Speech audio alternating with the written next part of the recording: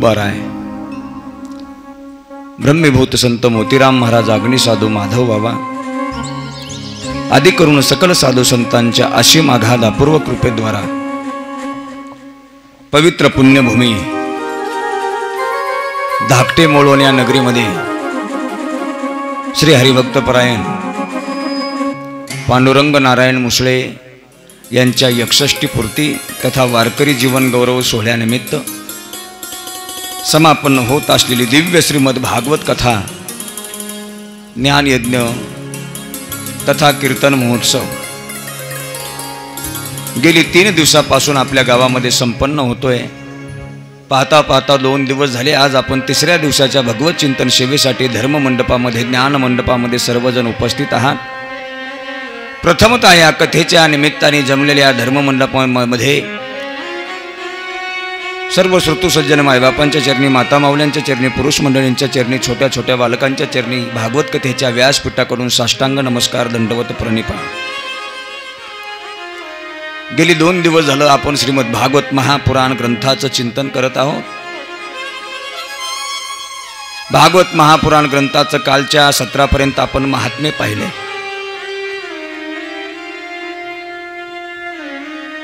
भागवत महात्म्याचं चिंतन आपण काल च्या कथाच्या भागामध्ये पाहिले आणि आज आपण श्रीमद भागवत महापुराण ग्रंथाला कथेला प्रारंभ करतोय। सच्चिदानंद रूपाय विश्वोत्पत्त्यादि हेतवे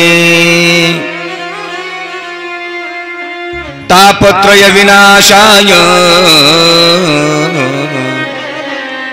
श्रीकृष्णाय वयं नुमः। जन्मान्धस्य यतोऽन्वयादितरतश्चार्थेष्वभिज्ञस्वराट् तेने ब्रह्महृदाय आदिकवये मुह्यन्ति यत्सूरया तेजो वारी मृदां यथा विनिमयो यत्र त्रिसर्गो मृषा धाम्ना स्वेन सदा निरस्तकुहकं सत्यं परं धीमहि। व्यासमुनी भागवत महापुराणाच्या कथेला प्रारंभ करण्याच्या अगोदर भगवंताचे या श्लोकामध्ये वर्णन करतात। जसं आपण भागवत महात्म्यामध्ये भगवंताच्या तटस्थ लक्षणाचं वर्णन केलं, भागवत महात्म्य आपण कालपर्यंत पाहिलं। भागवत महात्म्य म्हणजे यतंभूत संपूर्ण भागवत कथेची प्रस्तावना आहे। आपण वारकरी संप्रदायामध्ये जीवन जगणारी साधक मंडळी आहात।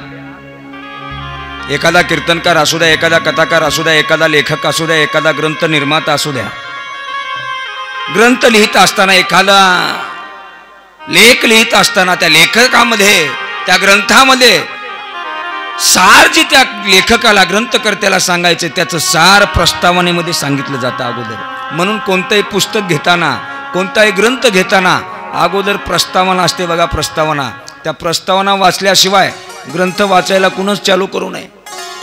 प्रस्तावना वाचली की त्या प्रस्तावनामध्ये कळतं की या नेमकामध्ये ग्रंथामध्ये नेमकं काय आपल्याला घेण्यासारखं आहे। भागवत महात्म्य म्हणजे या भागवत महापुराण ग्रंथाची प्रस्तावना आहे। एखाद्या पुस्तकाची, एखाद्या ग्रंथाची ज्या व्यक्तीला प्रस्तावना आवडते, प्रस्तावना आवडली की तो व्यक्ती तो ग्रंथ घेतो, ते पुस्तक घेतो। काही काही लोकांचा गोड गैरसमज आहे, भागवतकारांना पहिल्या दिवशी धुंदुकारीचा गोकर्ण आख्यान कथा सांगितलीच पाहिजे। काही काही जे नियमानं कथा ऐकणारी, भागवत कथा ऐकणारी लोक आहेत ना, त्यांना वाटतं आज पहिल्या दिवशी धुंदुकारीची कथा सांगितली नाही, भागवतकाराला काही भागवत जमतच नाही, त्याचा अभ्यास कमी पडतो का काय असं वाटत। त्याला बसू द्या, खंडूला येऊ द्या। एक जण आता जरा थोडंसं कराड दिसतं, भागवत तू इथे असं, तू इकडे ये, माझ्या इथे ये, इथे इथे इथे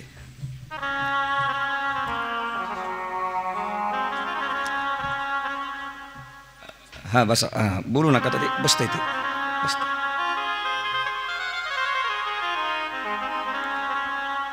हा काय सांगू लागलो मी? तुम्ही म्हणा कथा.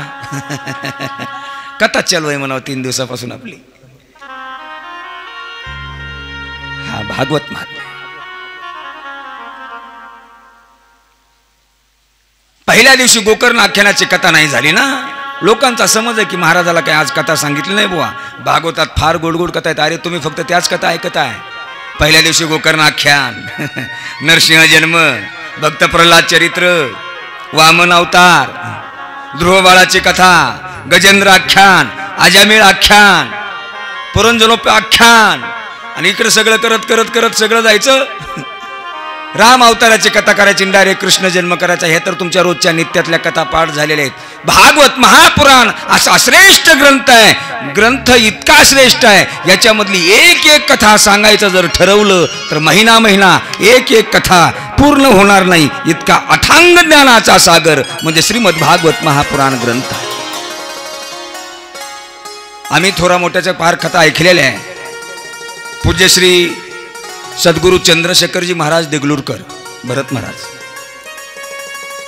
त्यांनी जर कथा करायची ठरवलं तर श्रीमद भागवत महात्मेश ते 5 दिवस सांगतात. हा 5 दिवस नुसतं श्रीमद भागवत महात्म्य सांगतात. महात्म्य कशासाठी सांगायचं असतं? अरे त्या ग्रंथाचं विशेषणानं वर्णन केलेलं प्रत्येक श्रोत्याच्या साधकाच्या अंतकरणामध्ये बिंबलं पाहिजे, याच्यासाठी श्रीमद भागवत महात्म्य आहे. त्या ग्रंथाची शक्ती त्या महात्म्यात असते. म्हणून या भागवत महात्म्याचा कालपर्यंत आपण विचार केलाय. आणि आता कथेच्या आरंभाला व्यास महाराज माझा भगवान परमात्मा कसा आहे याचं वर्णन करतात. तो कसा आहे? सत्यम परम धीमहि. तो माझा भगवान परमात्मा सत्य आहे. सत्य. तुम्हाला वाटत असेल एखादा माणूस व्यवहार करत असताना, संसारामध्ये जीवन जगत असताना, आमच्या इतका खरा कोणी नाही, आमच्या इतका स्वज्वल कोणी नाही, आमच्या इतका सात्विक वृत्तीचा कोणी नाही, माझ्या इतका सज्जन कोणी नाही. अरे पण आपले इतके लुच्चे आपणच आहेत. या जगतामध्ये खरं तत्व काय असेल तर तो फक्त आणि फक्त माझा भगवान परमात्मा आहे. ज्ञानोबराय फार गोड चिंतन करतात बघा. सत्य तू, सत्य तू, सत्य तू विठ्ठला, कागा हा दाविला जगदाकार. या जगतामध्ये खरं तत्व माझ्या भगवान परमात्माचं आहे. म्हणून माणसानं भक्ती सुद्धा करत असताना त्या एका भगवान परमात्म्याचीच करत जावी. तुमची आमची भक्ती कशी आहे बघा. निष्ठेची भक्ती नाही, भावनेची भक्ती नाही, श्रद्धेची भक्ती नाही. कथा ऐकताना भाव अंतकरणामध्ये पाहिजे, कथा श्रवण करताना निष्ठा अंतकरणामध्ये पाहिजे, कथा श्रवण करताना श्रद्धा अंतकरणामध्ये ठासून भरली पाहिजे. तेव्हा कुठं खट्टेची कथा श्रवणाची फलप्राप्ती आपल्या जीवनामध्ये प्राप्त होत असते. उगं ठेवला पांडुरंग महाराजांना कार्यक्रम, उगं करमणूक म्हणून मनपात जायचं, 2 तास बडबड ऐकून घ्यायची आणि उठले निघायचं घरला. कधी आपल्या जीवनातला उद्धार होईल दादा? अरे परमार्थ करा, संसार करा. दोन्ही करत असताना करण्यामध्ये भाव, प्रेम या सगळ्या गोष्टी निपुण असल्या पाहिजे. कथा ऐकायला यायचं पण श्रद्धा नाही, भाव नाही.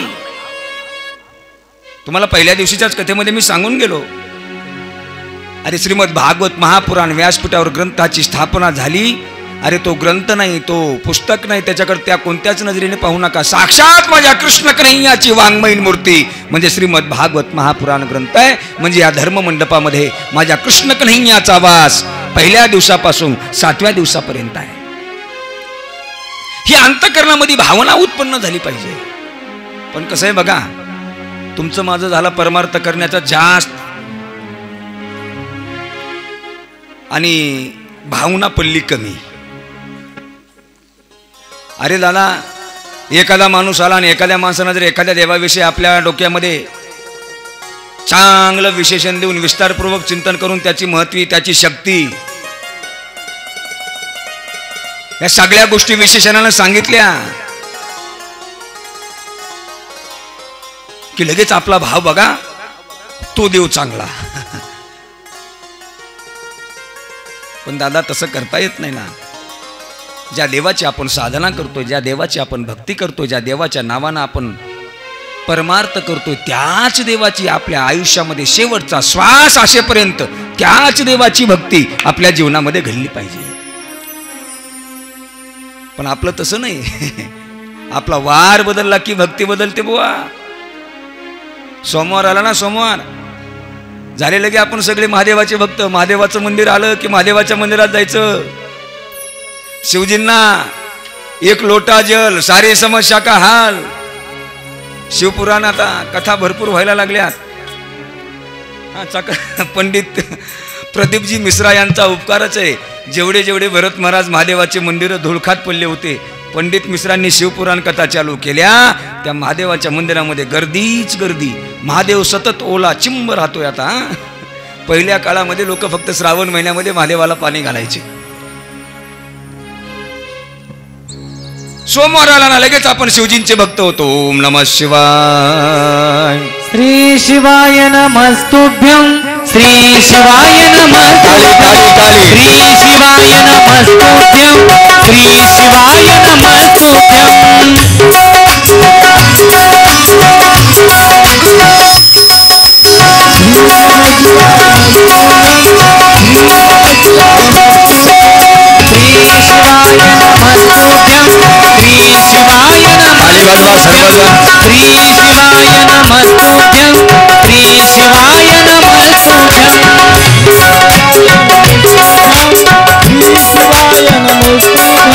भागवत चावल माहिती आहे. भागवत दुसरे हे बंद कर.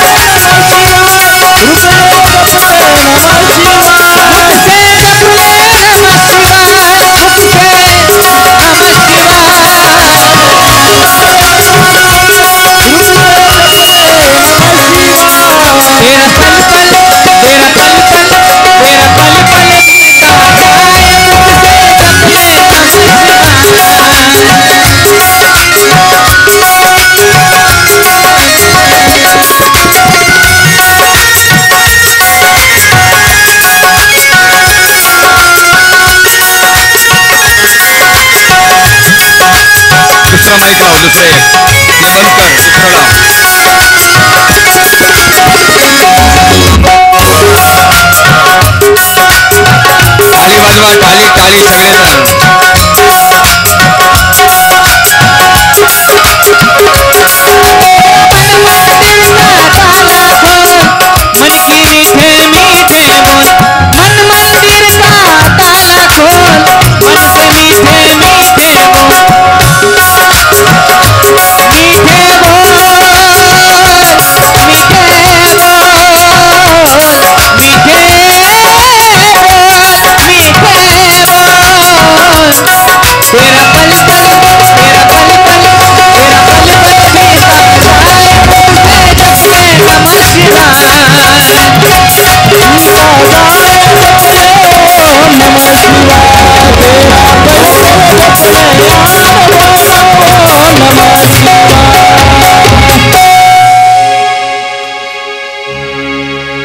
पार्वती पदे शिव हर हर हर महादेव.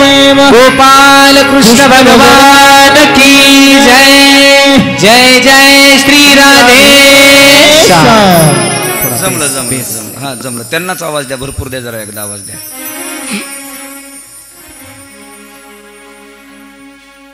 यांना त्या भागवतच्याला एक थोडा आवाज दे रे. त्याला माईक दुसरं दे एखादं. आला की आपण शिवजींची भक्ती करतो बुवा. सोमवार गेला की लगेच मंगळवार येतो बघा. आणि जसा मंगळवार आला ना लगे आपण महादेवाला लगेच विसरून जातो. देवीचे भक्त होतो. देवीचे अनादि निर्गुण प्रगटली भवानी बोल महिषासुरा मर्दनाला गोनी त्रिविध तापाची करावया झाडणी भक्ताला वशी पावसी निर्वाणी आईचा जोगवा मागेन लगेच आपण देवीचे भक्त होतो. उधो बोला उधो बोला उधो बोला अंबाबाई माऊलीचा हो. लगे मंगळवारची भक्ती आपण देवीचे भक्त व्हायला लागलो. मंगळवार जातो लगेच बुधवार येतो. बोलावा विठ्ठल पाहावा विठ्ठल करावा विठ्ठल जीवे भावे. बुधवारी जातो कथेमध्ये लवकरच गुरुवार येतो. गुरुवार आला दिगंबरा दिगंबरा श्रीपाद वल्लभ दिगंबरा. लगे गुरुवार गेला शुक्रवार येतो. लगे आमच्या माता माऊल्या संतोषी मातेची भक्ती करतात. जय संतोषी माता खडी साखर फुटाने खाता. गेला शुक्रवार आला लगे शनिवार. हे दुःख भंजन मारुती नंदन सुनिलो मेरी पुकार. पवन सूत विनती वारंवार. पवन सूत विनती वारंवार. लगे आपण ग्रामदैवत हनुमंतरायाच्या मंदिरामध्ये येतो. मनोजवम मारुत तुल्य वेगम जितेंद्रियम बुद्धिमताम वरिष्ठम वातात्मजम वानरयुत मुख्यम श्रीरामदूतम शरणम प्रपद्ये. लगे आपण झाले हनुमंतरायाचे भक्त. लगे शनिवारही जातो. पुढचा वार कोणता येतो? बोला बोला. मंगळवार. असं मला ते तुम्हाला जागेवर आहेत का नाही बघायचं होतं. रविवार येतो. रविवार आला. अरे गेला महादेव गेला देवी गेला विठ्ठल गेला दत्ता गेले संतोषी माता गेला हनुमंतराय. मग आपल्या नजरेपूर्वक खंडोबा येतो. खंडोबा खंडराया तुझ करीते नवसू हे मरुदरे सासू.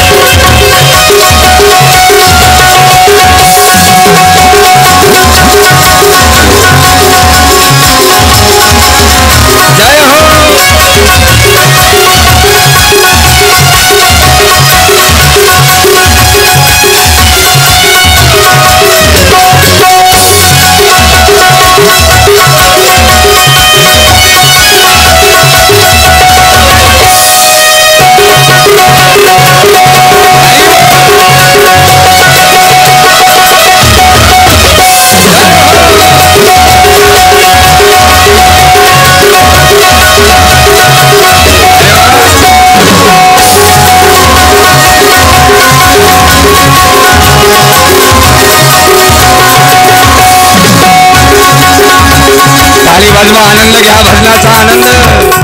सासू मेल्यावरी होईल आनंद.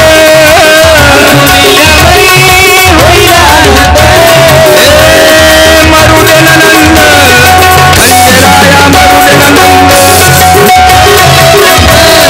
खंडेराया मरुदे नंद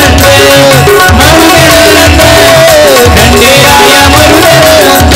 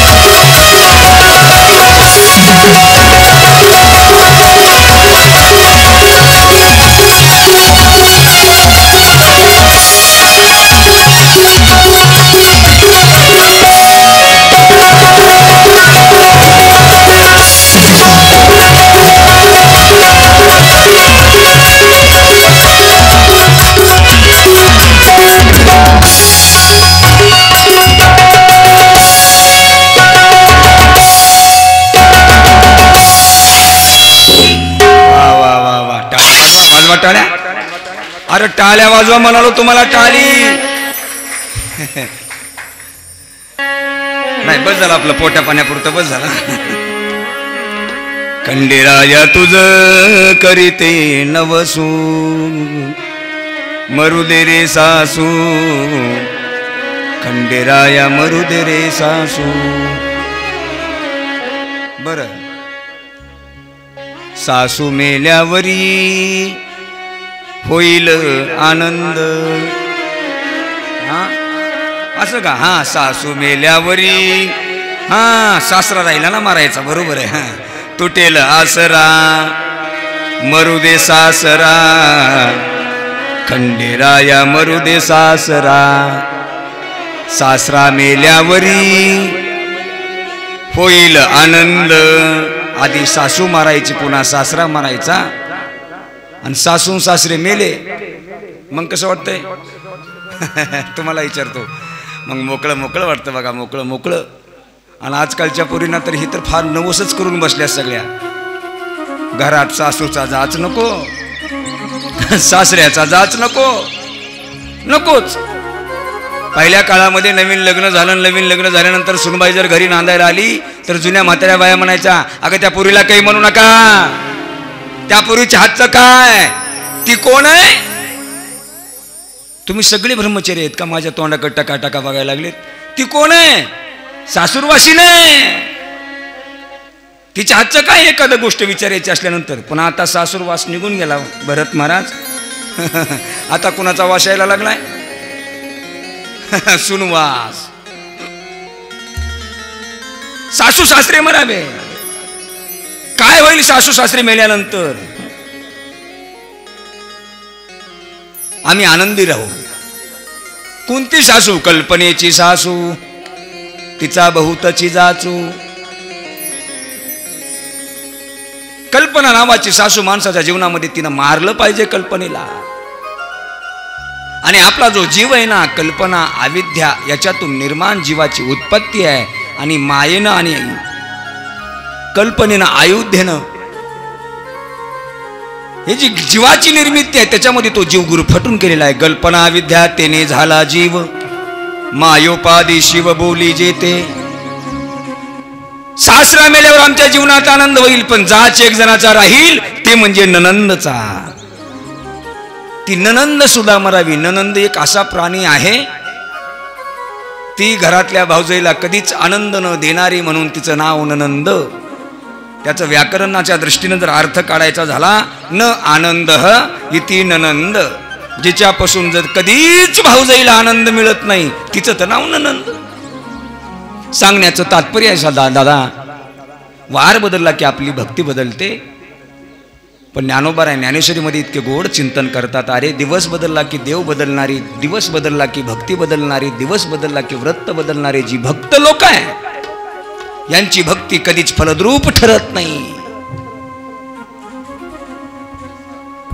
किती गोड उभी ज्ञानोबा यांची. ऐसा खंड भजन करी, उगान राहे क्षण भरी, आघवेनी गावद्वारी, आहेव जैशी.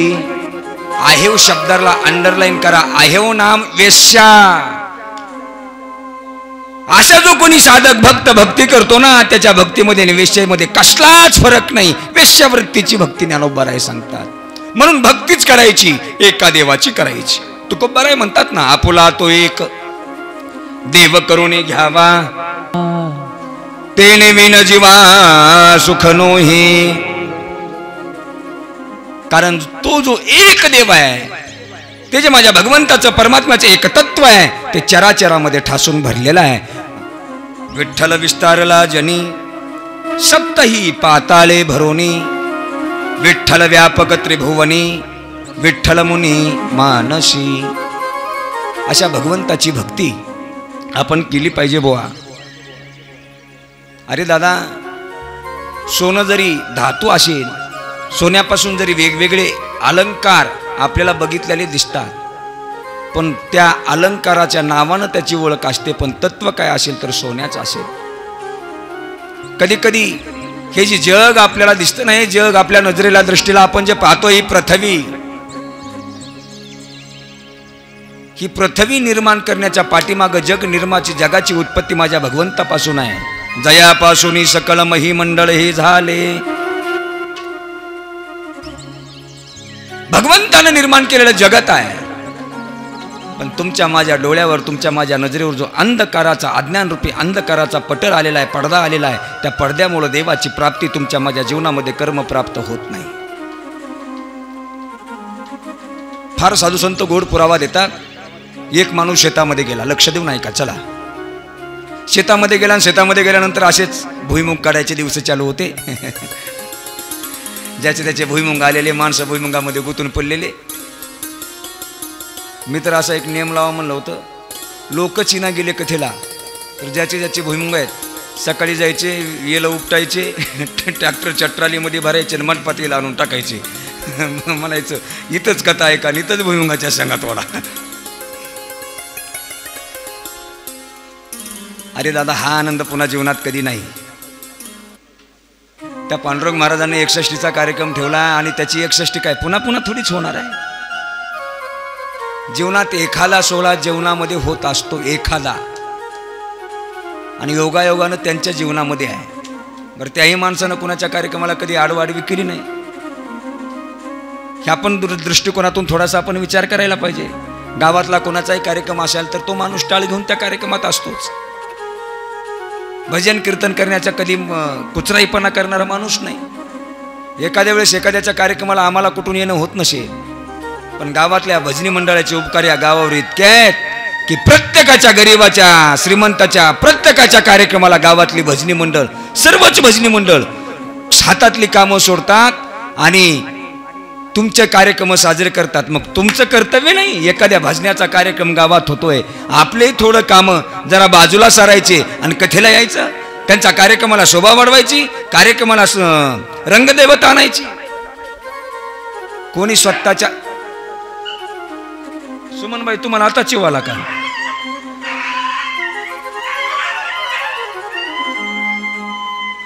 तुमचं नाव अख्ख्या महाराष्ट्रात गेला, गेलं गेलं तुमचं नाव अख्ख्या महाराष्ट्रात गेलं आता.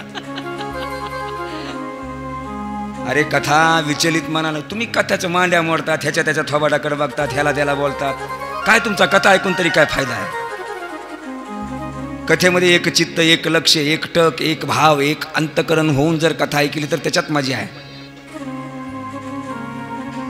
ह्यानं त्याला खुणवायचं, त्यानं त्याला खुणवायचं. त्या कथेमध्ये विक्षेप करण्यामध्ये साधू संत म्हणतात बघा, अरे कथेमध्ये येऊच नका, जर आलात तर कथेमध्ये विक्षेप करू नका. कथेत जर विक्षेप केला तर काय बघा, तेची पै मरण. कथेमध्ये विक्षेप करण्यापेक्षा मेलेलं बरं, साधू संत सांगतात.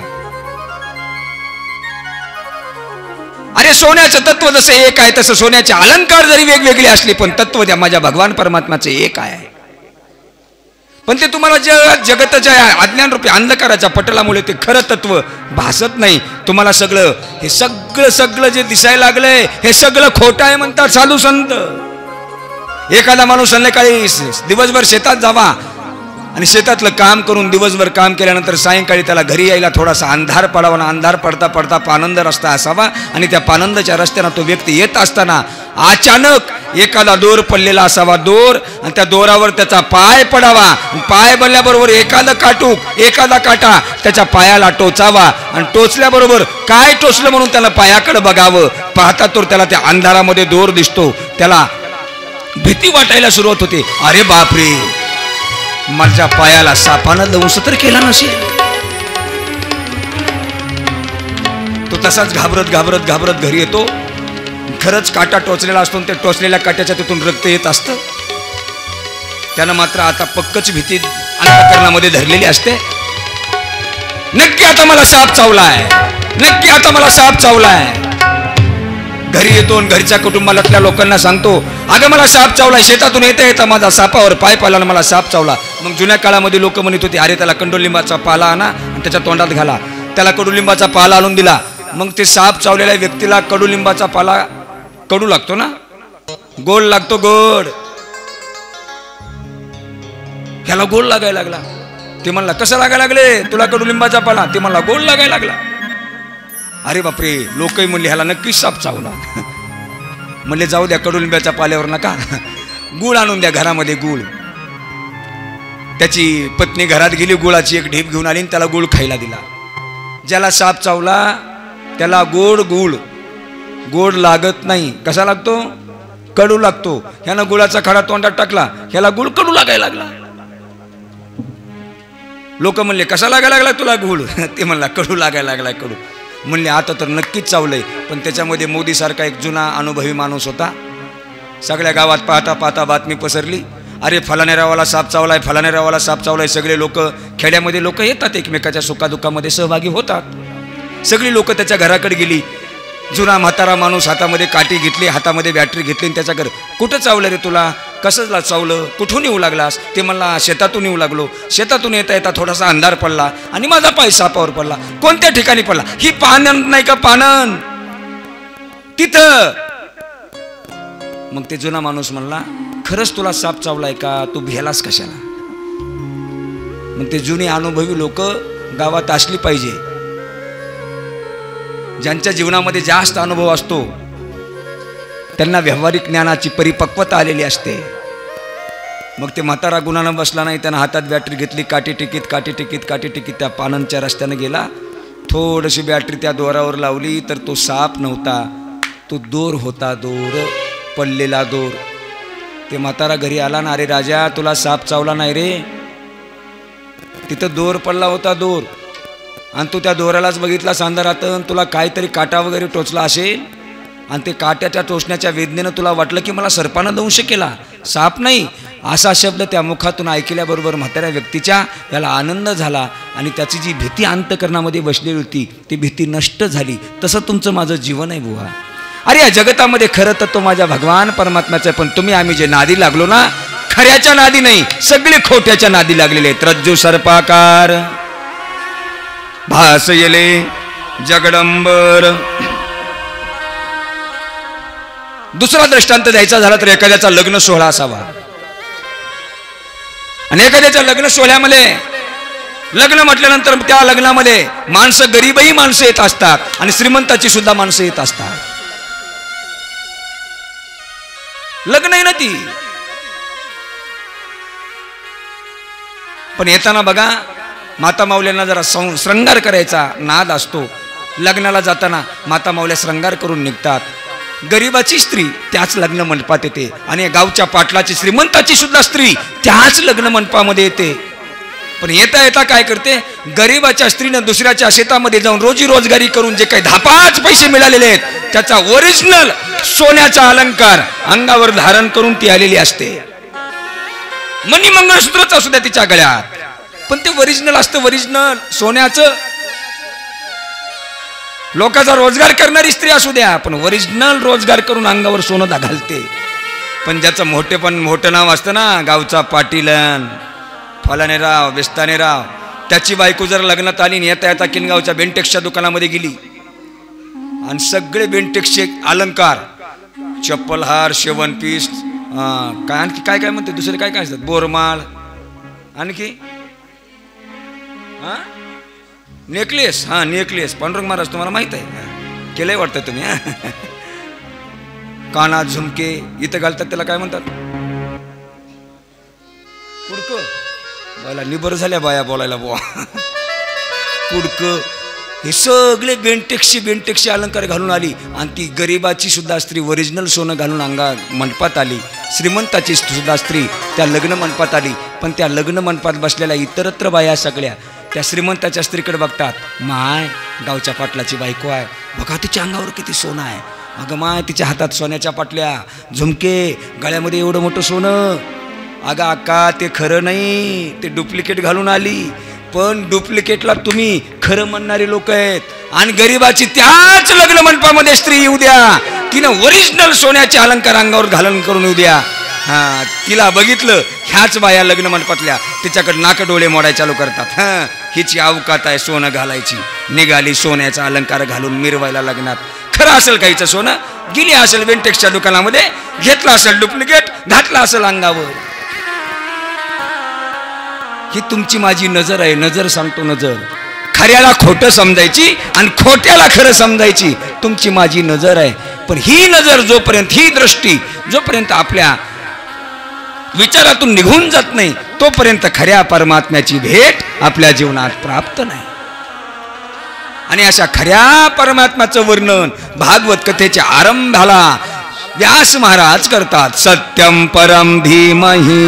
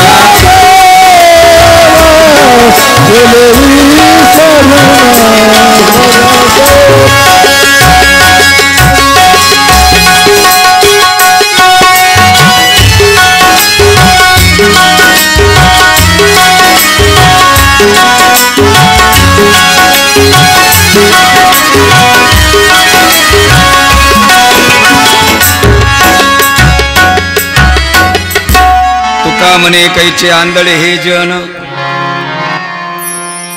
गेले विसरून खऱ्या देवा. हे जग आंधळे बुवा. जोपर्यंत आपल्याला ज्ञानरूपी दृष्टी येत नाही तोपर्यंत परमात्म्याचं खरं तत्व आपल्या नजरेला दिसणार नाही. तेच खरं तत्व माझ्या भगवान परमात्म्याचं श्रीमद भागवत महापुराणाच्या पहिल्या श्लोकात व्यासांनी सांगितलेलं आहे. कालही सांगितलं मी तुम्हाला, हा ग्रंथ म्हणजे साधारण नाही बुवा. कल्पतरू आहे कल्पतरू. कल्पतरू ज्या ज्या इच्छा व्यक्त केल्यानंतर तो कल्पतरू वृक्ष जसा देतो तसा कथा श्रवणाला येण्याच्या आधी आसनस्थ व्हावं लागतं ना, आसनस्थ होण्याच्या आधी नमस्कार ग्रंथाला करावा लागतो ना. आपल्या अंतःकरणातील इच्छा, आपल्या संसारिक अडचणी, आपल्या जीवनातील काही समस्या असतील या ग्रंथाला कृष्ण कन्हैयाला बिनधास्त सांगा. खात्रीनं सांगतो व्यासपीठावरून, माझा कृष्ण कन्हैया तुमच्या समस्या, तुमच्या अडचणी, तुमच्या सर्व काही गोष्टी तुम्हाला प्राप्त केल्याशिवाय राहत नाही. इतकी ताकद या कथेची आहे. कल्पतरू सारखं वृक्षाचं विशेषण या ग्रंथाला दिलेलं आहे. एवढंच नाही, हे काही झाड कल्पतरूचं वांज नाही, रसभरीत झाड आहे. त्याला फळं लागतात आणि त्या फळाला सुखदेव महाराजांसारख्या महान तपस्वी साधूची चोंच लागते. चोंच. आपण सगळे आपण जंगलामध्ये शेतामध्ये राहणारी माणसं आहेत. एखादं फळाचं झाड असावं, फळाचं आंब्याचं झाड धरा. आंब्याच्या झाडाला आंबे लागावेत आणि आंबा चांगला असा पहाडाला यावा आणि पहाडाला आल्याबरोबर एखाद्या पक्ष्यानं एखाद्या पाखरानं त्याला चोंच मारावी. भरत महाराज चोंच. ते चोंच मारलेलं फळ आपण खावं, किती गोड लागतं इंद्रजित महाराज. ते त्याच्या काही चव वेगळी आहे, त्याची काही गोडी वेगळी आहे. तशी सुखदेव महाराजासारख्या पोपटाची चोंच या रसभरीत झाडाच्या फळाला लागलेली आहे. फार गोड चिंतन आलेलं आहे. निगम कल्पोर गलितम फलम सुखमुखादमृत द्रव संयुतम पिबत भागवतम रसमालयं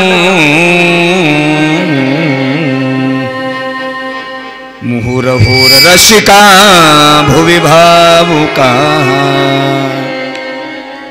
रसभरीत फळ म्हणजे श्रीमद भागवत महापुराण आहे.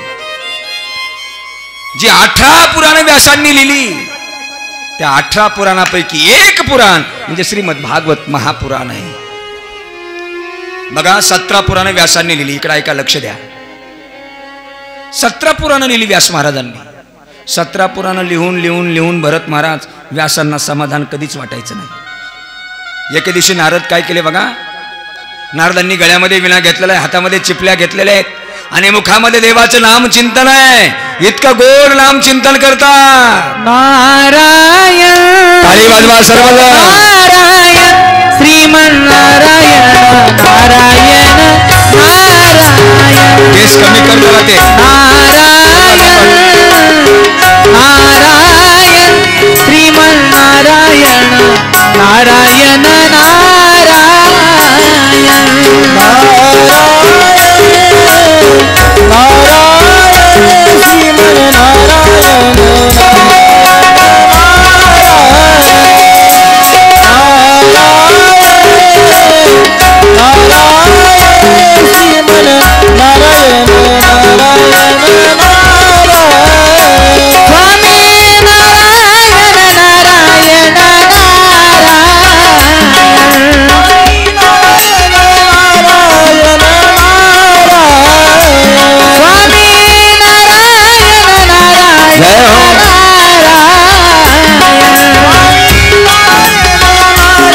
वाजवा सर्वजण.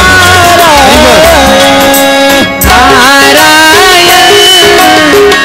नारायण श्रीमन्नारायण नारायण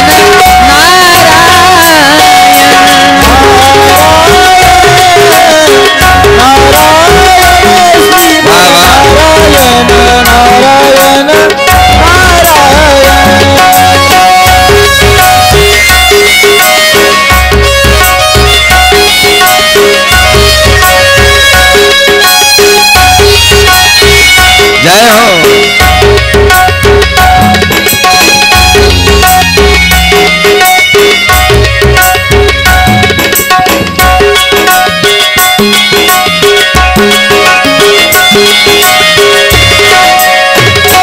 विष्णू नारायण नारायण नारायण. म्हणा सगळे सगळे म्हणा सगळे म्हणा. नुसते मुकाट्या बसायला लागले. म्हणा करीत जा जरा कथेमध्ये भजन. दिनेश महाराज पुढे म्हणतील तुम्ही सगळ्यांनी पाठीमागा म्हणायचंय. हा. लक्ष्मी नारायण नारायण नारायण. शाबास. जय हो. सगळेजण ताकद लावून म्हणा. ताकद. लक्ष्मी नारायण नारायण नारायण.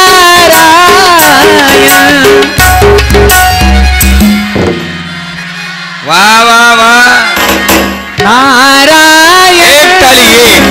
नारायण श्रीमन्नारायण नारायण नारायण.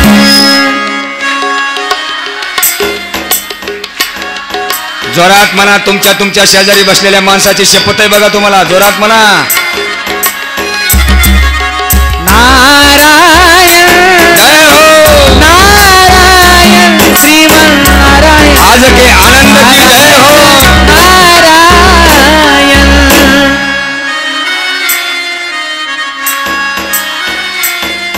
शाबास. स्वामी नारायण नारायण नारायण.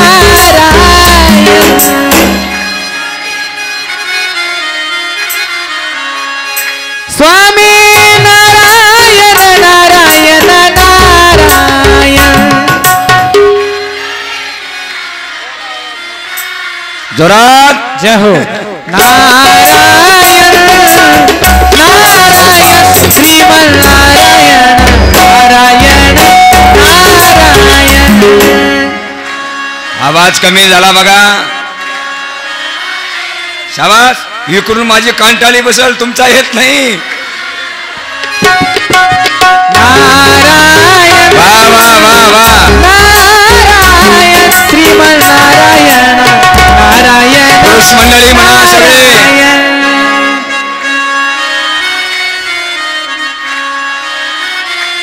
मालिक पाटील म्हणा.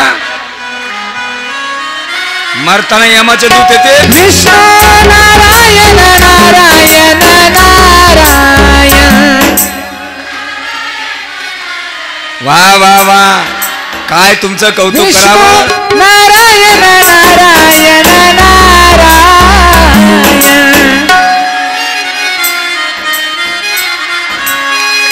जय हो.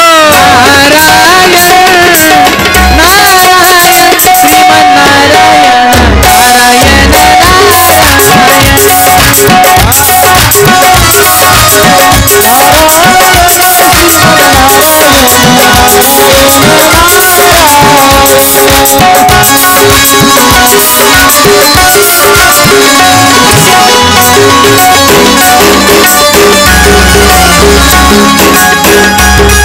जय हो.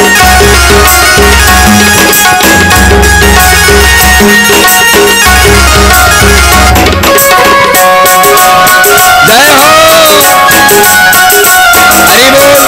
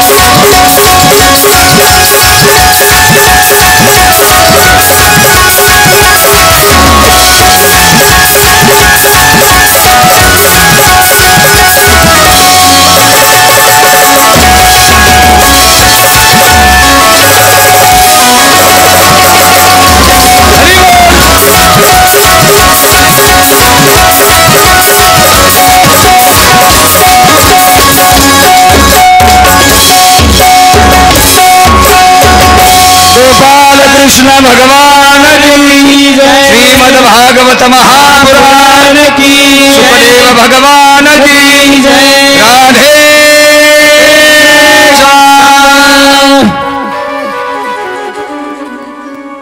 नारद मुनींनी हातामध्ये चिपल्या आहेत, गळ्यामध्ये विणा आहे. ते लेकर कुणाचे रे? किरायानं नाहीत, गावातलीच इथं. बोलू नका रे, ज्यांचे लेकर त्यांनी जवळ घ्या. नारद मुनींनी हातामध्ये चिपल्या, गळ्यामध्ये विणा.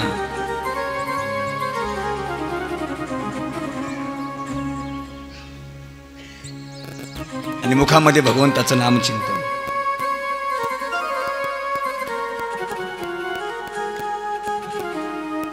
नारायण नारायण श्रीमन्नारायण नारायण नारायण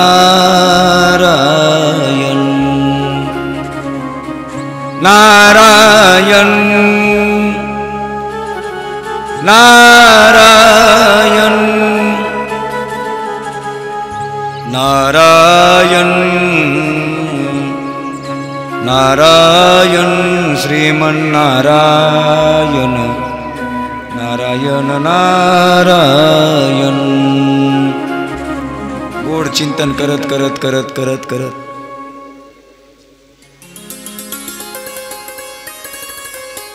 भगवान व्यासांच्या जवळ नारद मुनी आले.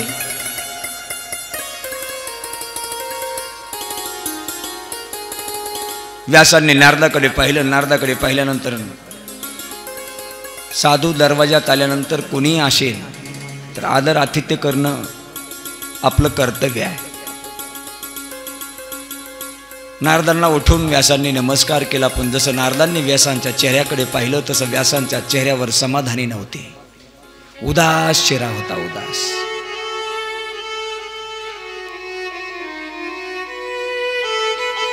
अरे माणसानं जीवनामध्ये काय कर्म केलं त्याचा चेहरा सांगत असतो.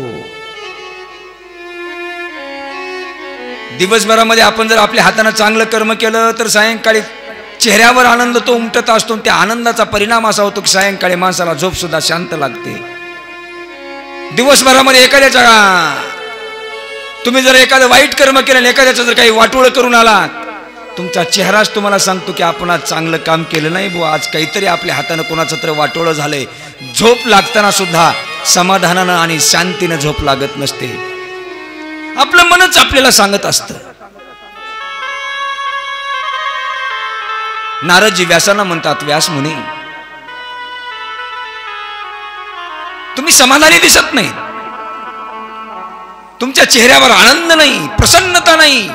तुमच्या चेहऱ्यावर जे आम्हाला भाव दिसतो तो उदासीनतेचा भाव आहे. नेमकं त्या उदासीनतेचं कारण तरी नेमकं काय? तुम्ही पुराण लिहिण्यामध्ये कमी पडले का? व्यास महाराज मग नारदांना म्हणतात, नारदजी अहो 1-2 पुराणे लिहिले नाहीत मी, 17 पुराण लिहिलेत, 17. मग नारद म्हणतात 17 पुराण लिहिले तुमच्या चेहऱ्यावर समाधानी नाही? नाही हो नारदजी, लिहिले मी 17 पुराण लिहिले.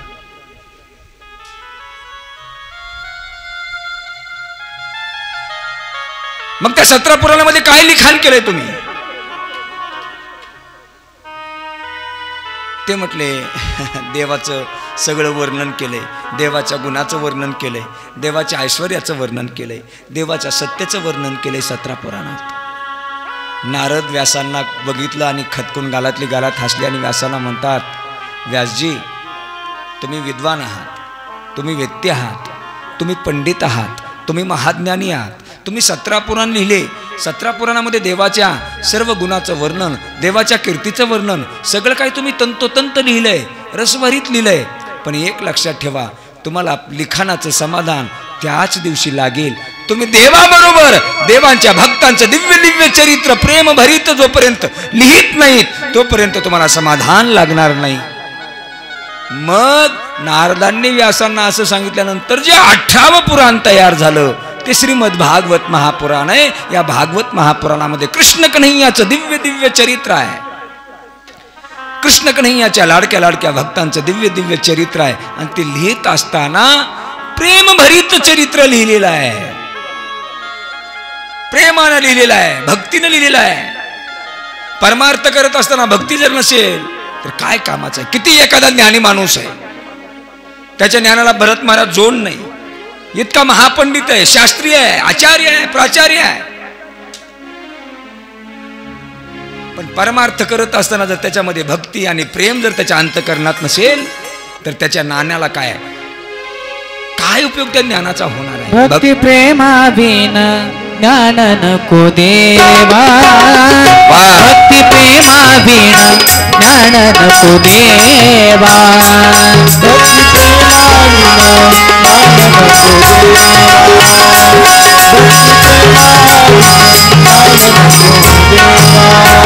अभिमान नित्य नवा दया माझी, अभिमान नित्य नवा दया माझी, प्रेम सुख देई, प्रेम सुख देई, प्रेम सुख देई, प्रेम सुख प्रेम बिन नाही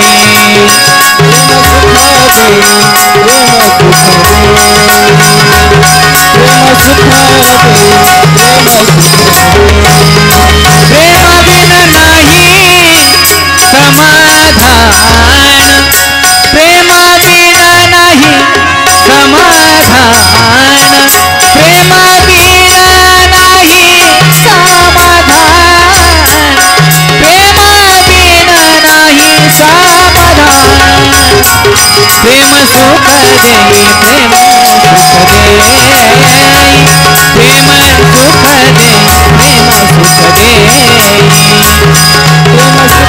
समाधान, प्रेम सुख देई, प्रेम सुख देई, प्रेम सुख देई, प्रेम सुख देई,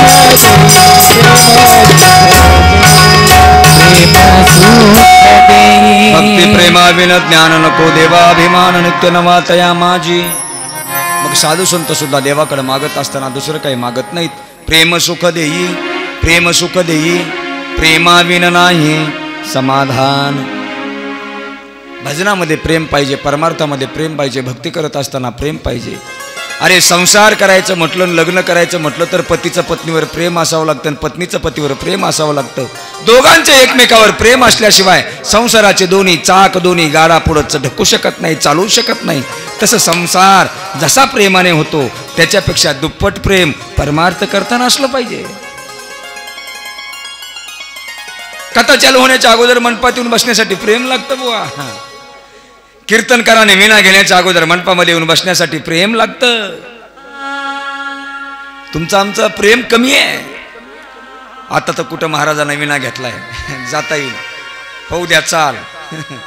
आता तर कुठं महाराजांना अभंग घेतलाय, करू द्या बोलाय चालू. महाराजांना अभंगावर बोलायला चालू केलं, जरा 10-5 मिनिटं वारं छान लागायला गार, जरा बसू द्या बाहेरच वाट्यावर. बसले बाहेर, बाजे बाहेर बसले की थोडंसं जेवण झालेलं असतं, चांगली असं गार हवा सुटली. भरत महाराज जरा अशी सुस्ती येते, तसाच माणूस बाजावर आडवा पडतो. जाऊ द्या, आजचा कीर्तनकार काय इथला जवळचाच आहे, उद्या बघू. तिथंच बाजावर आडवा पडतो. त्याचं कीर्तन कुठं होतं?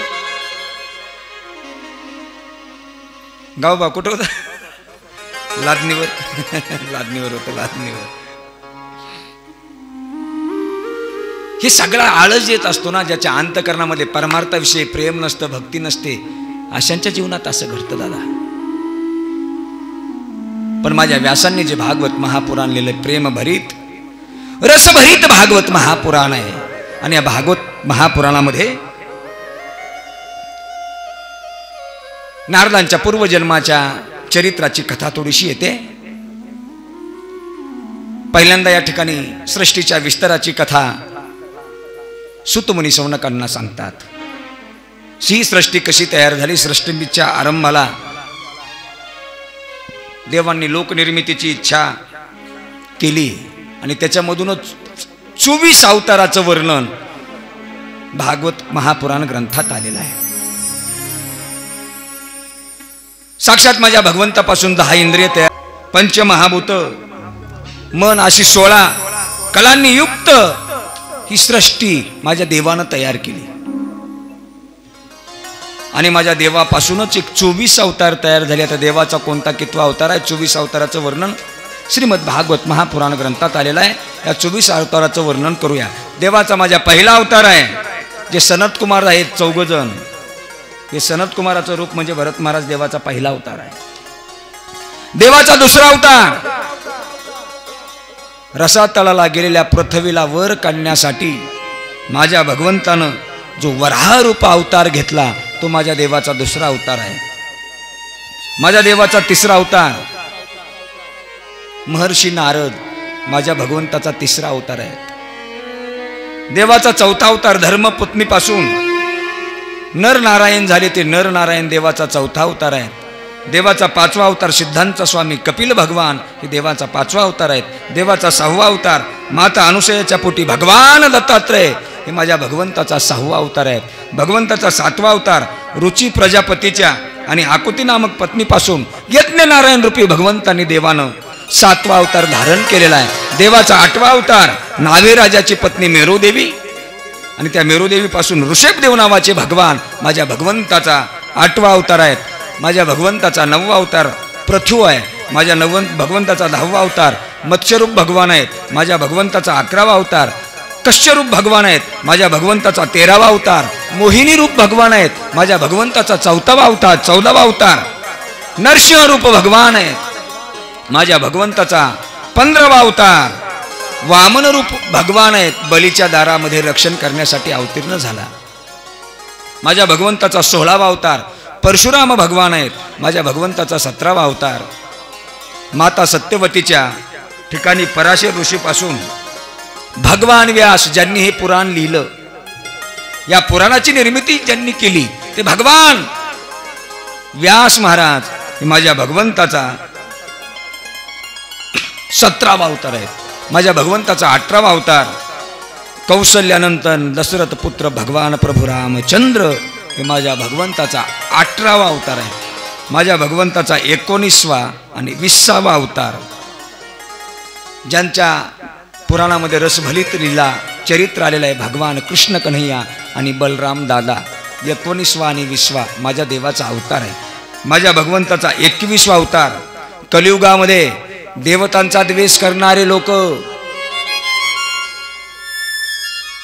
दैत्यांना मोहित करण्यासाठी मगध देशामध्ये बिहार राज्यात माता अजनेच्या पोटी बुद्ध अवतार,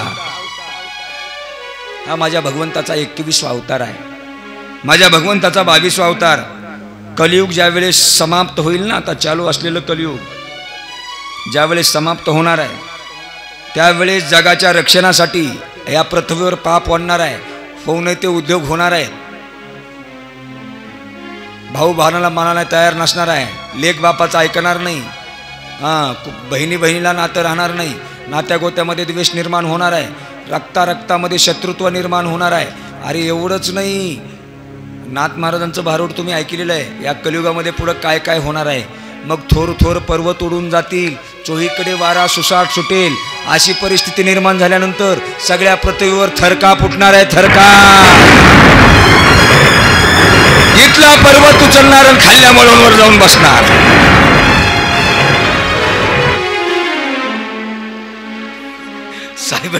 सायबट पर्वतावरच आहे. दुसरीकडला पर्वत उठणार, गावाची गावं नष्ट होणार, गावाची गावं.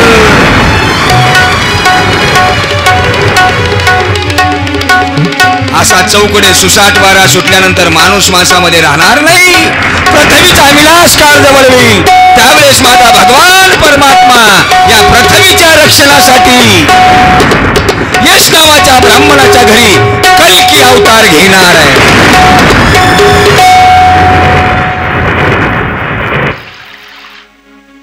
हे देवाचा कितवा अवतार सांगितला? हॅलो,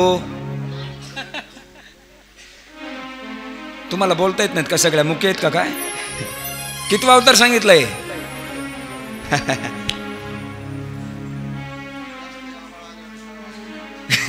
त्या आबाळा मोळा त्यांना कळालं नाही का? 22वा अवतार. 22वा. सगळे अवतार किती सांगायचे आपल्याला? अरे बोलतात का ना खाली उमी. 24 सांगायचे, 24. आणखी किती राहिले? 2 राहिले, 2. आता 23वा आणि 24वा माझ्या देवाचा अवतार हंस नावाचा अवतार माझ्या भगवान परमात्माचा आहे, आणि हयग्रीव नावाचा अवतार हा 24वा माझ्या भगवान परमात्माचा आहे. या 24 अवताराचं वर्णन या भागवत महापुराणामध्ये आलेलं आहे.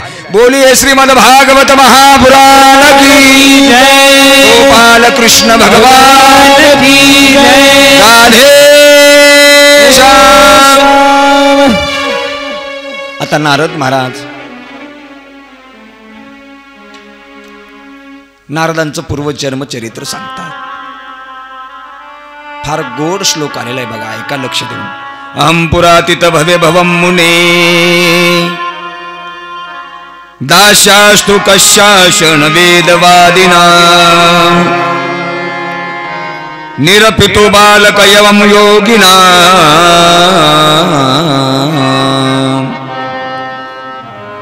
श्रुश्रुने प्रावृषी निर्वीक्षता. नारदजी म्हणतात, मुनी,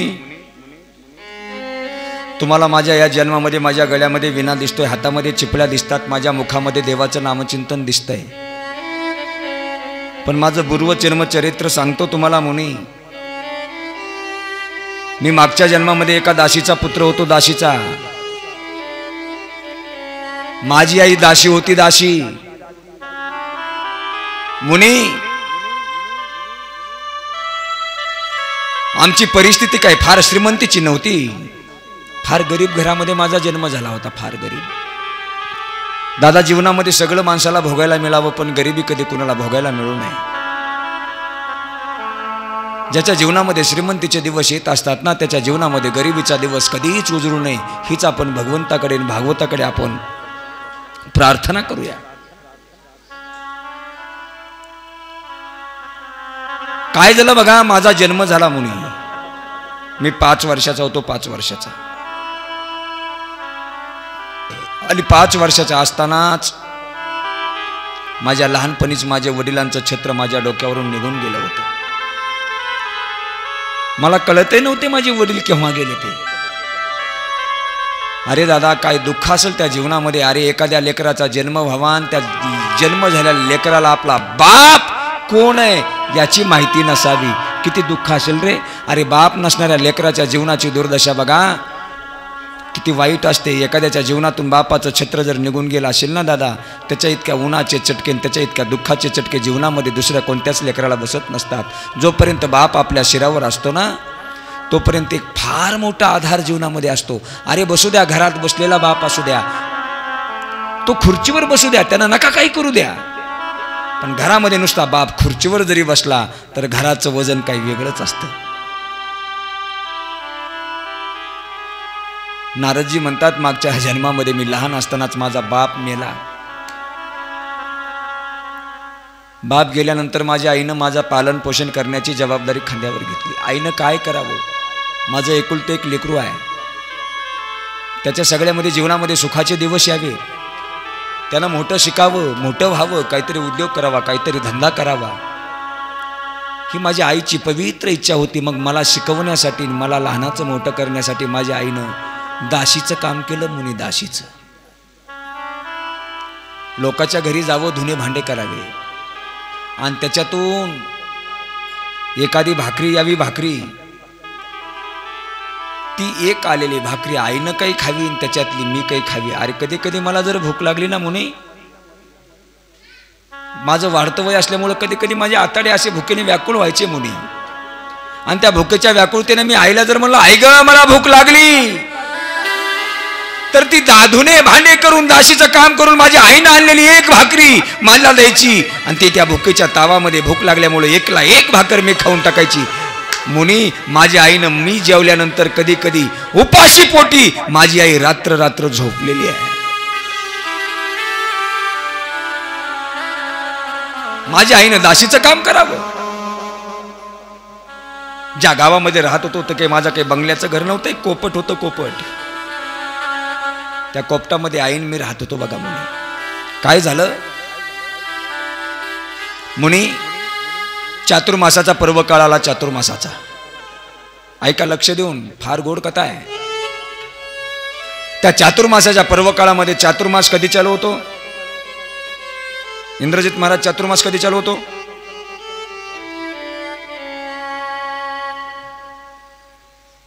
चातुर्मास कधी चालू होतो? श्रावण महिन्यात ना बलरामजी? श्रीराम महाराज कधी चालू होतो?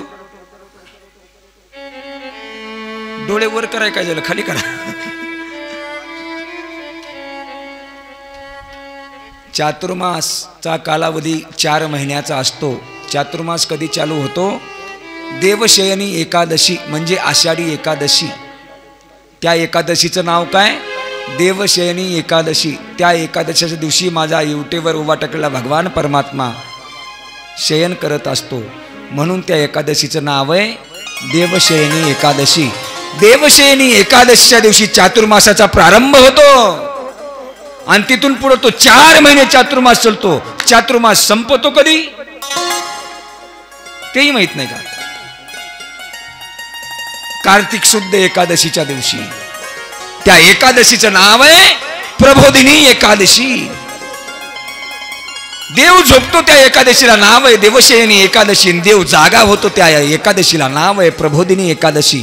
या 4 महिन्याच्या कालखंडामध्ये देव झोपलेल्या अवस्थेमध्ये असतो, म्हणून त्या 4 महिन्याच्या काळाला चातुर्मास म्हणतात. आणि या चातुर्मासाच्या काळामध्ये साधू मंडळी, संत मंडळी, वारकरी मंडळी, साधक मंडळी देवाचं भजन कीर्तन अन्य प्रकारची साधना करतात. या चातुर्मासामध्ये केलेल्या साधनेचं फल काही अनन्यसाधारण मिळत असतं.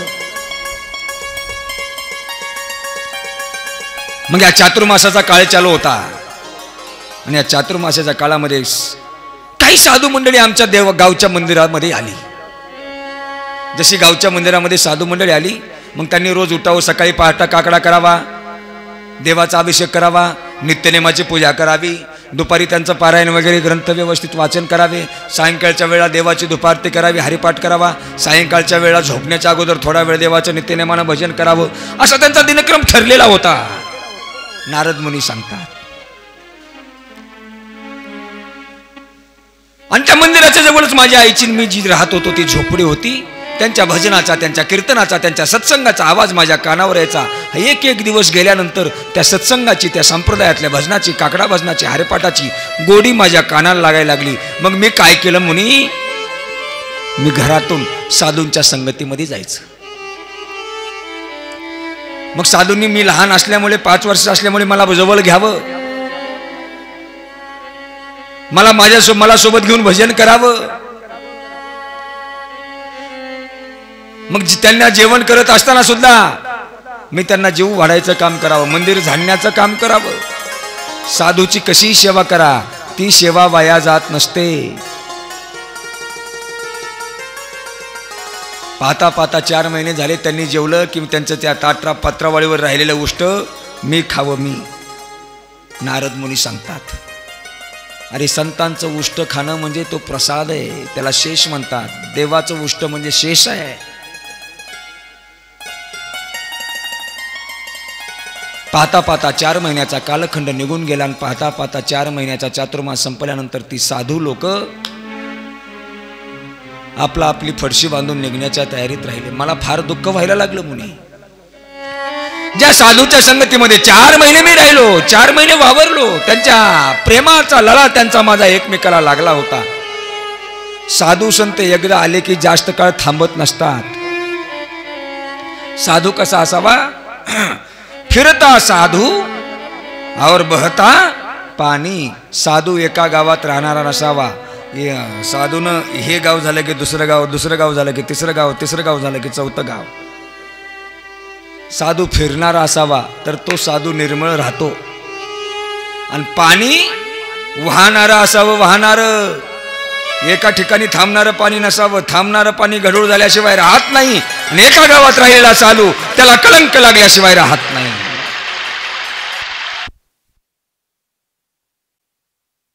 साधू महाराज, माझी आई परवानगी देत नाही हो मला.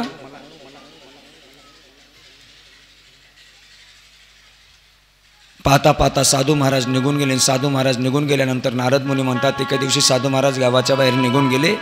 आणि साधू महाराज गावाच्या बाहेर निघून गेल्यानंतर एका दिवशी माझ्या आईनं, माझ्या घरी एक गाय होती, आमच्या घरी गाय. मग ती गाय दूध द्यायची, दूध. असेच पावसाळ्याचे दिवस होते. त्या पावसाळ्याच्या दिवसामध्ये सायंकाळची वेळ झाली, थोडासा अंधकार पडला. माझी आई दूध काढण्यासाठी घरापासून थोड्या अंतरावर गाय बांधलेली होती, म्हणून दूध काढण्यासाठी हातामध्ये चरवी घेतलेली आणि चरवी घेऊन दूध काढण्यासाठी गेली. पण पावसाळ्याचे दिवस होते. जाता जाता जाता जाता थोडासा गवताचा रस्ता होता आणि त्या गवताच्या रस्त्यामध्ये काल आकुट्ट साप त्या रस्त्यावर आडवा पडला होता. आणि दूध काढण्याच्या निमित्ताने माझी आई त्या गाईच्या गोट्याकडे जात असता आता माझ्या आईचा पाय त्या सापावर पडला. जसा आईचा पाय सापावर पडला तसा त्या विषारी सापानं माझ्या आईला दंश केला आणि आई माझी जाग्यावर कुसळली. मी इकडे एकटाच घरी होतो म्हणे. एकटा घरी असल्यामुळे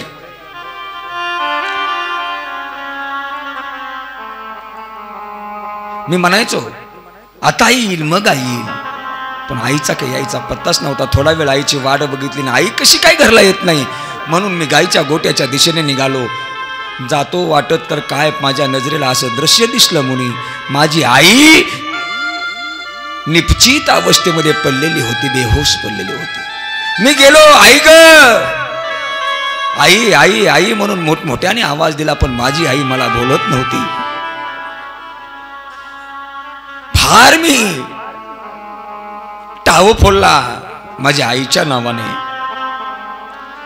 पण मुनी माझी आई मला बोलण्यासाठी या जगतामध्ये राहिलीच नव्हती ना. तो चावलेला साप फार मोठा विषारी होता.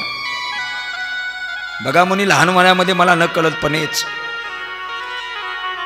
बापाचं छत्र गेलं तर गेलं, पण माईचं तरी पांघरून माणसाच्या डोक्यावर राहावं माणसं म्हणतात, पण ते आईचं सुद्धा देवानं पांघरून माझ्या डोक्यावर ठेवलं नाही मुनी. माय सुद्धा माझी सर्पदंशाने मिली. आरडलो वरडलो, टाहो फोडला, पण काय कोणी माझ्या जवळ मला समजायला सुद्धा सांत्वन करायला सुद्धा कोणी येत नव्हतं. रडलो रडलो, आता समजलं की हे एक आपल्यासाठी देवाचा दृष्टांतच आहे, म्हणून जंगलाच्या दिशेने निघालो. जंगलाच्या दिशेने निघाल्यानंतर थांबलो नाही, कुठं चालतच राहिलो. जाताना हिंस्र पशु पक्ष्याचे आवाज माझ्या कानावर पडायला लागले. थोडासा पुढे जंगलामध्ये गेलो. मोठमोठ्या नद्या त्या जंगलातून वाहिला माझ्या नजरेला दिसायला लागल्या. त्याच्या थोडं पुढे गेलो, हत्तीच्या किंकाळ्या माझ्या कानावर पडायला लागल्या. त्याच्या थोडं पुढे गेलो, मोठमोठ्या सापांचे आवाज फुसकारे माझ्या कानावर पडायला लागले. त्याच्याही पुढे गेलो, वाघाची डरकाळी सिंहाची डरकाळी माझ्या कानावर पडायला लागली.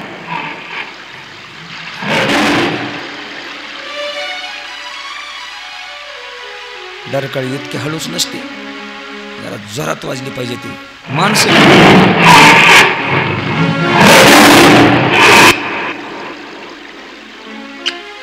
काय तिची रेंज चालली का त्या डरकाळीची?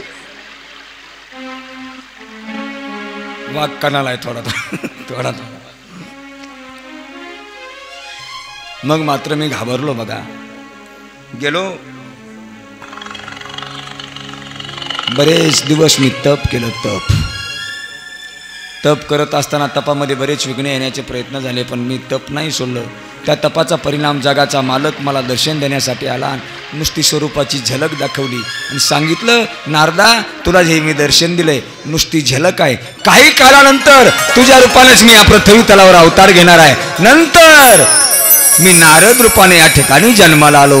गोपाल कृष्ण भगवान की, श्रीमद भागवत महापुराण की जय. कृष्ण कन्हैया लाल की जय. राधे श्याम. आता पुढं हे भागवत, या भागवताचा विस्तार कोण करायचा असं ठरवलं. व्यासांनी आपल्या शिष्यांना शुकाचार्याकडे पाठवलं. शुकाचार्यांनी ते श्लोकामध्ये लिहिलं. पत्र शुकाचार्यांना वाचून टाकवलं. शुकाचार्य सरस्वती नदीच्या किनाऱ्यावर आले. आणि या शुकाचार्यांच्या मुखातून हा श्रीमद भागवत महापुराणाचा विस्तार झाला. ज्या राजा परीक्षितीसाठी या भागवताची सुखदेवांनी कथा सांगितली सुकताल नावाच्या ठिकाणी, त्या परीक्षितीचा जन्म कर्म मोक्ष आणि पांडवांच्या स्वर्गारोहणाची कथा शौनकांनी सुतांना विचारली. सुत मुनी शौनकांना सांगतात, बघा कौरवा पांडवांचं युद्ध झालं, कौरवा पांडवांचं युद्ध झाल्यानंतर त्याच्यामध्ये कौरवाचा पराजय झाला. तुम्हाला कथा माहिती आहे, आता स्पीडने घेतो. कौरवांचा पराजय झाला आणि पांडवांचा विजय झाला, आणि पांडवांचा विजय झाल्यानंतर त्याच्यामध्ये अश्वत्थामा होता. अश्वत्थामाला वाटलं दुर्योधनाकडे गेला, आणि दुर्योधनाला म्हणला मला सेनापती केलं नाही म्हणून तुझ्यावर पराजय स्वीकारण्याची वेळ आली, आता तरी माझं ऐकून चल. पांडवांचा विजय झाल्यानंतर माझा कृष्णकणे अधर्म अर्जुन भीम नकुल सहदेव 5 पांडव द्रौपदी माता आणि त्यांची 5 द्रौपदीची मुलं पांडवांनी त्या युद्धाच्या ठिकाणी विजय प्राप्त झाल्यानंतर थांबली होती आणि ते द्रौपदीची 5 मुलं छोटे छोटे अशी झोपली होती.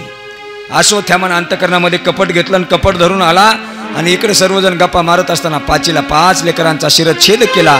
5ला 5 लेकर मारून टाकले, रक्ताच्या थारोळ्यात पडले. आणि मग पाहते तर द्रौपदी काय, अरे आपल्या पोटची 5ला 5 लेकर अश्वत्थामाला मारलेले आहे, त्यांचं धड वेगळं शिरी वेगळं. आक्रोश करते, रडायला लागलेली आहे द्रौपदी. माता शिशूनाम निधना सुतानाम निशम्यं घोरं परितप्यमाना तदा रुदाद्वस्फ फलाकुलाक्षी ताम शांतवन्नयनाह किरीटमाली. द्रौपदी आक्रोश करायला लागली. द्रौपदीचा आक्रोश सगळ्यांच्या कानावर गेला. सगळेजण तिथं आले. पाहतात तर काय, 5ला 5 लेकरं रक्ताच्या थारोळ्यात आहेत. अर्जुनाला राग आला. कृष्ण सुद्धा तिथे आला. कुणी केलं असेल हे कृत्य, कशामुळे केलं असेल?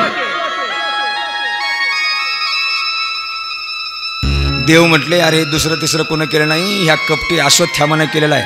लगे अर्जुनानं रथ काढला. देव रथामध्ये बसले. अश्वत्थामा कोणत्या वायव्य दिशेला गेला म्हणून कळल्याबरोबर अश्वत्थामाच्या पाठीमागं रथ लावला. अश्वत्थामा पुढं पळतोय. कृष्णाचा आणि अर्जुनाचा रथ पाठीमागं पळतोय. पुढं अश्वत्थामा आहे, पाठीमागं रथ आहे. पाहता पाहता अश्वत्थामा अर्जुनाला दिसलेला आहे आणि अश्वत्थामानं पळत पळत महाग फिरून पाहिलंय. पाहतो तर काय, देव आणि अर्जुनाचा रथ येतोय. अरे बाण अर्जुनानं भात्यामध्ये लावलेला आहे, अश्वत्थामाच्या दिशेने सोडणार. अश्वत्थामाला वाटलं आता नक्की अर्जुन मला घायाळ करणार आहे, पण अश्वत्थामाकडे एक अस्त्र होतं, त्याचं नाव होतं ब्रह्मास्त्र. अश्वत्थामानं आपल्या मरणाच्या भीतीने आपल्या जवळचं ब्रह्मास्त्र काढलेलं अर्जुनाच्या रथाच्या दिशेनं सोडलं. जसं ब्रह्मास्त्र सोडलं, त्या ब्रह्मास्त्राच्या 10 दिशा अशा उजळून निघायला लक लक लक लक लक लक लक लक करत ते ब्रह्मास्त्र अर्जुनाच्या दिशेने यायला लागलं. कृष्णानं ते ब्रह्मास्त्र पाहिलं. कृष्ण म्हणले, अर्जुना, अरे त्या कपटी अश्वत्थामानं तुझ्यावर ब्रह्मास्त्र सोडलंय,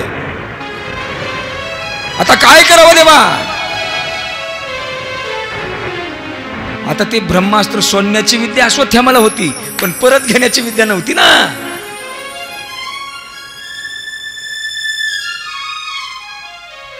त्या अस्त्राचा सुद्धा नायनाट अर्जुनानं कृष्ण कन्हैयानं केला.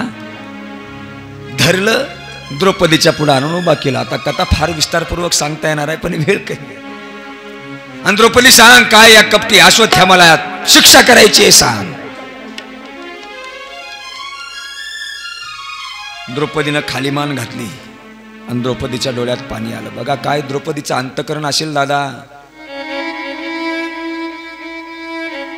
सांग याला काय शिक्षा करायची? यानंच 5 लेकरं आपली मारलीत ना द्रौपदी. द्रौपदी म्हणली, काहीच करायचं नाही, त्याला सोडून द्या. अर्जुन तर म्हटला, द्रौपदी असं काय बोलतेस तू, सोडून द्यायचं? नाही, द्या सोडून, त्याला काही शिक्षा करायची नाही. अगं तुझी 5 लेकरं तुझ्या उदरामध्ये वाढलेली, तुझ्या रक्तामासाची 5ला 5 बाळाचा काटा या अश्वत्थामानं काढलाय, ह्याला काही ना काही शिक्षा झाली पाहिजे. देव सुद्धा म्हणतात, अगं द्रौपदी,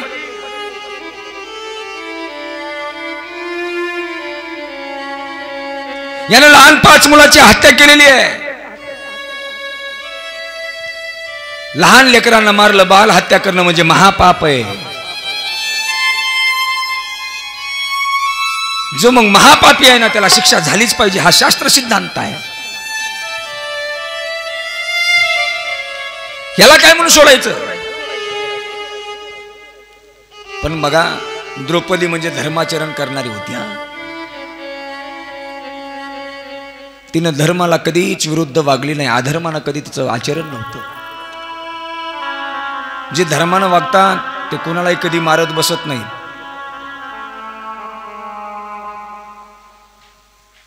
धर्माचरण करणारा पुरुष कधी दारू पिदाल्यावर हात उगारत नाही. एखादा दारू पिदाला पुढे आला आणि त्याने एखाद्या चांगल्या माणसाला 2-4 शाबी दिल्या, चांगला माणूस त्या पिदाल्याच्या नादी लागत नाही, त्याला कधी मारत नाही. सात्विक वृत्तीचा माणूस, एखादा व्यक्ती बेसावध आहे, सावधच नाही, जरी तो आपला शत्रू असेल त्याला मारत नाही. सात्विक वृत्तीचा पुरुष एखादा वेडा व्यक्ती आहे, वेडा ज्याला काहीच कळत नाही, वेड्या माणसाकडून काही गुन्हा घडला, पण सात्विक वृत्तीचा माणूस वेडसर माणसाला कधी मारत नाही. सात्विक वृत्तीच्या माणसानं झोपलेल्या माणसाला कधी मारायचं नाही. छोट्या लेकरांना कधी मारायचं नाही, बालकाला कधी मारायचं नाही. हे देव सांगायले द्रौपदीला, अगं सात्विक वृत्तीचे लक्षणं सांगतो म्हणले, ऐक द्रौपदी, सात्विक वृत्तीचा अश्वत्थामा वाटतो ना तुला, आणि हा सात्विक वृत्तीचा नाहीच आहे. सात्विक वृत्तीच्या माणसाची लक्षणं सांगतो तुला. सात्विक वृत्तीचा माणूस बालकांना कधी मारत नाही. सात्विक वृत्तीचा माणूस स्त्रीवर कधी हात उगारत नाही, आणि जे जे स्त्रीवर हात उगारतात ते सात्विक वृत्तीचे नसतात बुवा. सात्विक वृत्तीचा माणूस अविवेकी माणसाला कधी मारित नाही. ज्याला विचाराची क्षमताच नाही, ज्याच्याकडे बुद्धीचा विकासच नाही, बुद्धीची कुवतच नाही सहन करण्याची, अविचारी माणसाला मारून तरी दंड करून तरी काय फायदा आहे? सात्विक वृत्तीचा माणूस शरणागती आलेल्या माणसाला मारत नाही. एखाद्याकडून गुन्हा घडला आणि त्यानं जो तो गुन्हा कबूल केला, झालं एकदा झालं, माझ्याकडून करा माफ, एकदा माफ करा म्हटलं ना, विषय मिटला. मग त्याचा राग डोक्यात कधी सात्विक वृत्तीचा माणूस धरत नाही. अपंग व्यक्तीला सात्विक वृत्तीचा माणूस मारत नाही, वृद्ध माणसाला सात्विक वृत्तीचा माणूस मारत नाही, आई वडिलांना सात्विक वृत्तीचा माणूस मारत नाही. तू तर प्रतिज्ञा केली आहेस ना. एवढंच नाही तर ह्याला कशामुळे सोडायचं? त्यावेळेस द्रौपदी म्हणते, पुत्रयोगाचं दुःख काय, माझ्या जीवनामध्ये मला कर्म प्राप्त झालंय. पुत्रयोगाच्या दुःखानं माझंच मन व्याकुळ झालंय ते झालंय, पण हा अश्वत्थामा कोणाचा तरी पुत्र आहे, ह्याला जर तुम्ही आता मारलं तर त्या पुत्रयोगाचं दुःख त्याच्या सुद्धा आईला होईल. मला जे दुःख झालंय ते तिच्या अंतकरणाला होऊ नये म्हणून याला सोडून द्या. आणि ती गुरुमाता आहे. हे द्रौपदीच्या मुखातले शब्द माझ्या भगवान कृष्ण कन्हैयाने ऐकले. माझ्या कृष्ण कन्हैयाच्या डोळ्यामध्ये टप टप टप टप टप टप अश्रूच्या धारा आल्या. काय माझ्या द्रौपदीचे विचार आहे, काय माझ्या द्रौपदीची अंतकरण स्थिती आहे. अरे काय उताला हो याचा.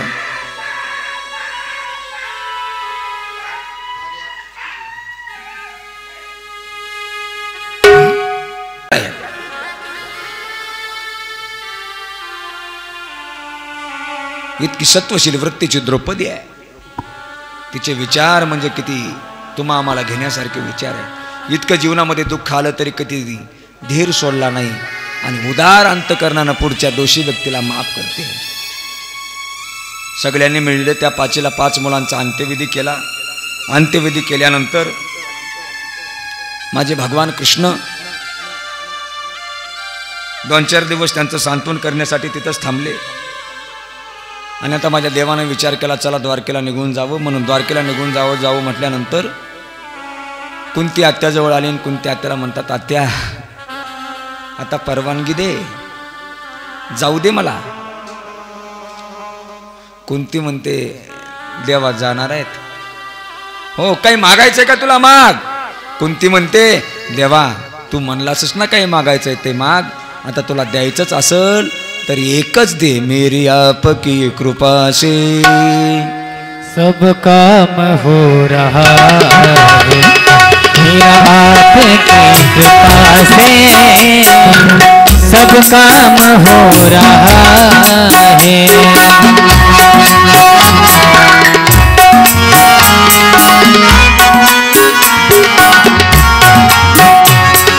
करते हो तुम कन्हैया मेरा नाम हो रहा है, करते हो तुम कन्हैया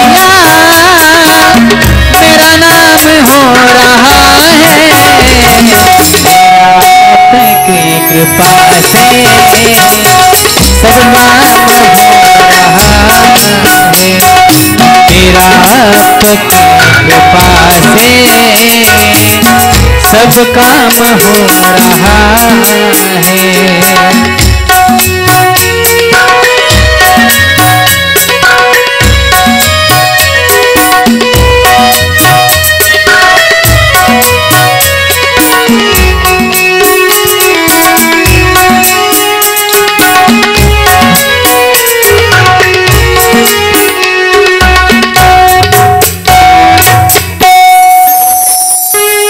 कुंती आता तुला काही मागायचं असेल माग, देवा तुला द्यायचंच असेल तर एक दे, द्यायचंच असेल तर माझ्या जीवनामध्ये दुःख दे, कारण जेव्हा जेव्हा माझ्या जीवनामध्ये दुःख येतं ना तेव्हा तेव्हा तुझं चिंतन देवा मला घडतं रे। तू जर सुख दिलास तर सुखामध्ये माणसं देवाचं स्मरण करत नाही। खरंच आहे ना, सुखामध्ये माणसं देवाचं स्मरण करतात का? देवानं चांगला पाऊस पाडला, तळे भरले, आपण शेतकरी त्राब्या केल्या, हे सुखी जीवन आहे ना। पण देवानं पाऊस पडला, तळ देवानं भरलं, सगळं पीक पाणी देवानं आणलं आणि देवाच्याच कार्यक्रमाला आपण गैरहजर राहतो। म्हणून देवा होईल तेवढे आम्हाला दुःखाचे दिवस दे जा, दुष्काळ पडलास ना आम्ही मंडपामध्ये टच भरून राहतो तुझं पाऊस पडा म्हणून चिंतन करण्यासाठी।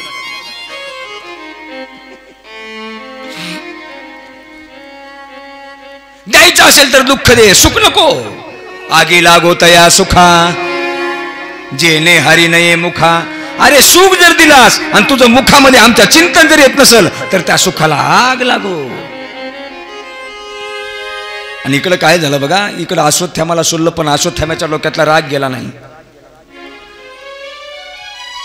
मग यानं काय केलं, अर्जुनाचा मुलगा अभिमन्यू आणि त्याचे अभिमन्यूची पत्नी उत्तरा, ती गरोदर होती आणि ती गरोदर म्हणजे दुसरं तिसरं काही नाही, परीक्षिती महाराजांचा गर्भ त्या उत्तरेच्या पोटामध्ये वाढत होता। या अश्वत्थाम्यानं कपटी वृत्तीनं पुन्हा सुद्धा त्या उत्तरेच्या गर्भावर ब्रह्मास्त्र सोडलं। त्या गर्भामध्ये ब्रह्मास्त्र गेल्याबरोबर तिकडून उत्तरा धावत पडत देवाकडे आली आणि म्हणायला लागली, पाहे माझी काया लागला बनवा, जय माझी काया लागला बनवा, जय माझी काया लागला बनवा, जय माझी काया लागला बनवा।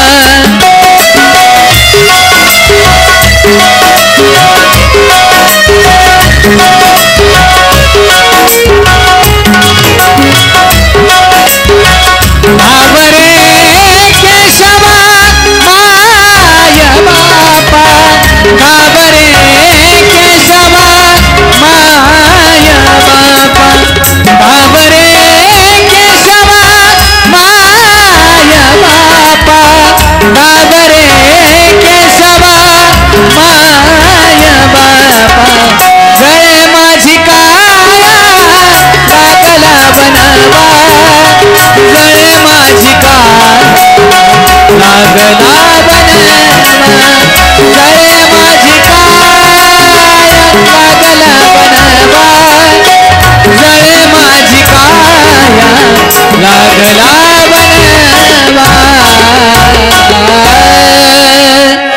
गळे माझी काया लागला वनवा, धावर केशवा माय बापा। ते उत्तरा पळत पळत देवाकडे आली, म्हणते पाही पाही महायोगी देव देव जगत्पते, नान्यम त्वदभयं पश्ये यत्र मृत्यू परस्परम. देवा, त्या अश्वत्थामानं पोटामध्ये गर्भामध्ये अस्त्र सोडलेलं आहे. मग माझ्या देवानं अंगठ्या एवढं रूप धारण केलं, त्या उत्तरेच्या गर्भामध्ये प्रवेश केला, त्या अस्त्राचा नायनाट केला. महाराज, उत्तरा एक जगतामध्ये अशी माता होऊन गेली, तिच्या इतकी श्रेष्ठ माता या जगतामध्ये दुसरी कोणती नाही. अरे साक्षात देव आणि देवाचा लाडका भक्त एकाच वेळीमध्ये पोटामध्ये साठवणारी पहिली माता जगतामध्ये श्रेष्ठ माता कोणती असेल ती म्हणजे तिचं नाव आहे उत्तरा.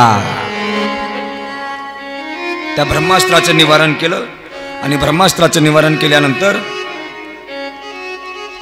एके दिवशी देव असं ध्यान करत बसले होते. धर्मराज आले. धर्मराज देवाला म्हणतात, देवा कुणाचं ध्यान करता? सगळं जग तुमचं ध्यान करताय, तुम्ही कुणाचं ध्यान करताय? ते म्हटले, धर्मा, मी माझ्या भक्ताचं ध्यान करतो. एवढा कोण तुमचा प्राणप्रिय भक्त आहे देवा? तुला यायचंय का? म्हटले, चल त्या भक्ताकडे जायचंय. धर्मराजाला सोबत घेतलं. 5 पांडव, द्रौपदी माता. गंगेच्या किनाऱ्यावर पितामह भीष्माचार्य शरपंजरी बाणाच्या शय्येवर देवाच्या दर्शनाची आतुरतेची वाट बघत थांबले होते. सगळेजण आले. भीष्माचार्य शय्येवर बघितलेले पाहिलं आणि ते भीष्माचार्याने सुद्धा देवाला पाहिलं. जसं देवाला पाहिलं तसं भीष्माचार्यांच्या पितामहांच्या डोळ्यातून खळखळ खळखळ खळखळ अश्रू आले. जसे अश्रू आले देवा म्हणतात, अरे देवा, तुझीच वाट बघत मी माझा मृत्यू रोखून धरलाय. मृत्यू शय्येवर आहे मी. मग त्यावेळेस कृष्ण म्हणतात पितामह भीष्माचार्यांना, पितामह तुम्ही श्रेष्ठ आहात, हे पांडव त्यांचा विजय झाला, यांना काही धर्म शिकवा. मग पितामहांनी पांडवांना काही धर्म शिकले. मोक्ष धर्म, स्त्री धर्म, हे अनेक प्रकारचे धर्म पांडवांना पितामह भीष्माचार्यांनी शिकवले. पितामह फार सुंदर देवाची स्तुती करतात. पितामहांनी शरपंजरी देवाला समोर असं धरून जी केलेली स्तुती आहे तिचं नाव आहे विष्णू सहस्त्रनाम. आपण जे विष्णू सहस्त्रनाम सकाळी म्हणतो ना, ते पितामह भीष्माचार्यांनी देवाला वेगवेगळे नावं देऊन विशेषण देऊन केलेली स्तुती आहे. त्यालाच भीष्मस्तुती सुद्धा काही काही जण लोक म्हणतात. आता देवा, तुम्ही आलात माझ्या अंतकाळाच्या वेळेला जवळ.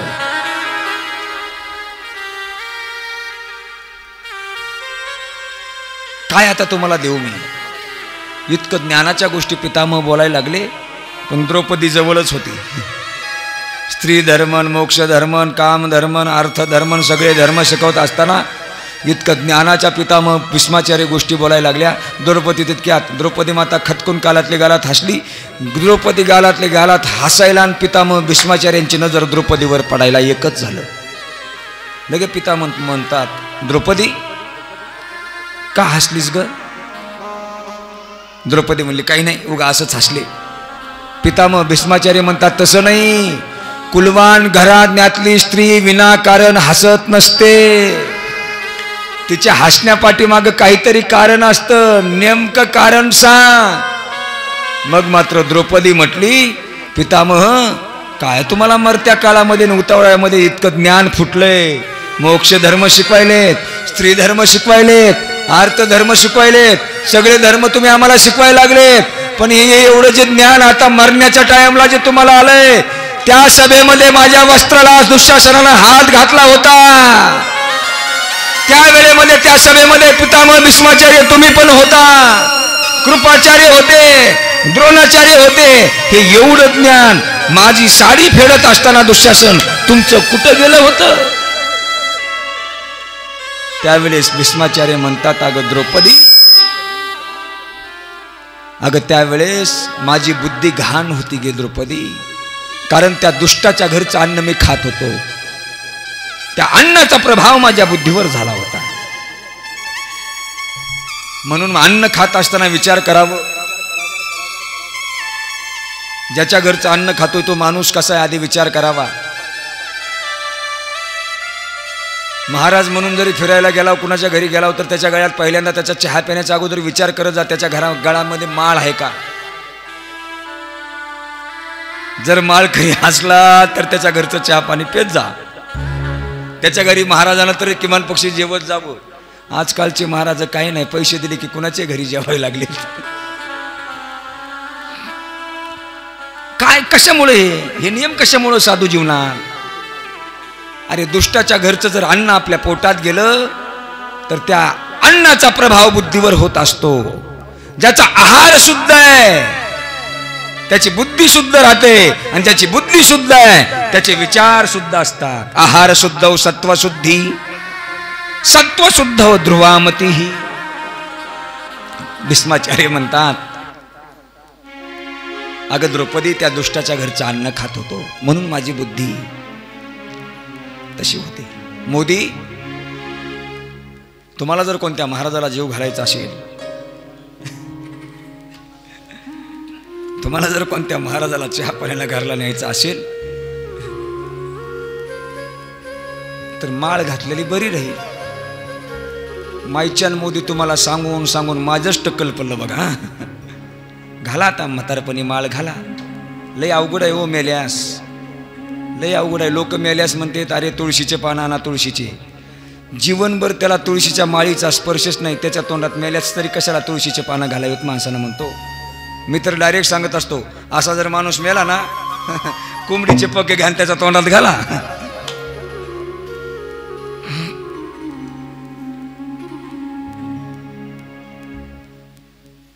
भीष्माचार्य म्हणतात, माझी बुद्धी दुष्ट होती.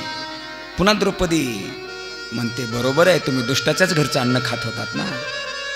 पुन्हा भीष्माचार्य देवाच्या रूपाकडे वर्णन करतात, चेहऱ्याकडे पाहतात आणि देवाच्या सावल्या वर्णाकडे बघून ते माझ्या कृष्ण कन्हैयाचे कुरुळे कुरुळे केस, माझ्या कृष्ण कन्हैयाचे नीलकांती वर्ण कांती, कंबरेला पितांबर, त्या पितांबरामध्ये खवलेली बासरी, कधी कधी माझ्या कृष्ण कन्हैयानं हातावर घेतलेलं सुदर्शन चक्र, असं एक एक रूप युद्धाच्या वेळी अनेक अवतार माझ्या कृष्ण कन्हैयानं घेतलेला, माझ्या भीष्माचार्याने बघितलेलं ते रूप. मग ते म्हणतात, भीष्माचार्य देवा तू किती रूप बदलतो रे. त्या युद्धात ज्यावेळेस कौरवा पांडवाचं युद्ध चालू होतं आणि युद्ध असं चांगलं असं नेटात आलं आणि सगळ्या घोड्यांची त्या रणांगणामध्ये पायानं त्या रणांगणातली धूळ उडाली, तुझ्या गालावर बसली आणि गालावर बसल्याबरोबर तू असं युद्ध चालू असताना तुझ्या कुरुळ्या कुरुळ्या केसातून आलेली घामाची धार आणि त्या घामाच्या धारेचा हळूच आलेला थेंब तुझ्या गालावर एका मोत्यासारखा चमकत होताना ते रूप माझ्या मी डोळ्यात साठवले, असं पितामह भीष्माचार्य कृष्णाला म्हणतात. एवढंच नाही, देवा तू काय काय केलास रे.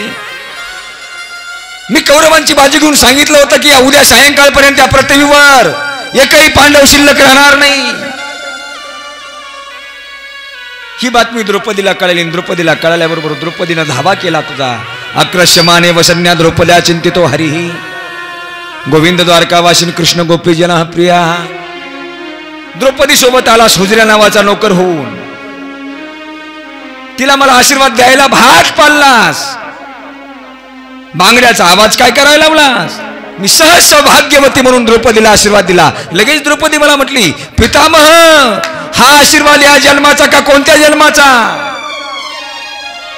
कारण कालच तुम्ही प्रतिज्ञा केली की उद्या सायंकाळपर्यंत एकही पांडव या भूतलावर ठेवणार नाही आणि आज सौभाग्यवती म्हणून आशीर्वाद देता. भीष्माचार्य म्हणतात, मी बाहेर येऊन पाहिलं तर तू खांद्यावर अशी ती घोंगडी घेतलेली आणि द्रौपदीच्या चपला हातामध्ये घेऊन उभा टाकलेला तूच होतास ना देवा. अरे भक्तासाठी काय काय करशील देवा तू. दास्य करी दासाचे उणे न साहे भक्ताचे, वाढिले ठाईचे भाने टाकोनिया धावी. इतकं देवा तू करतोय ना.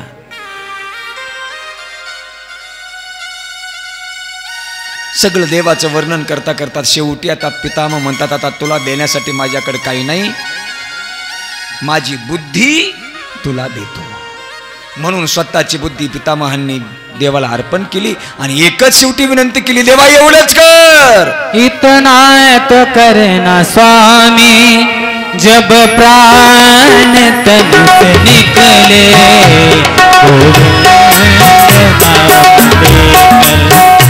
जब प्राण तन से निकले, श्री गंगा जी तट हो, यमुना वन के वट हो, मेरा साथ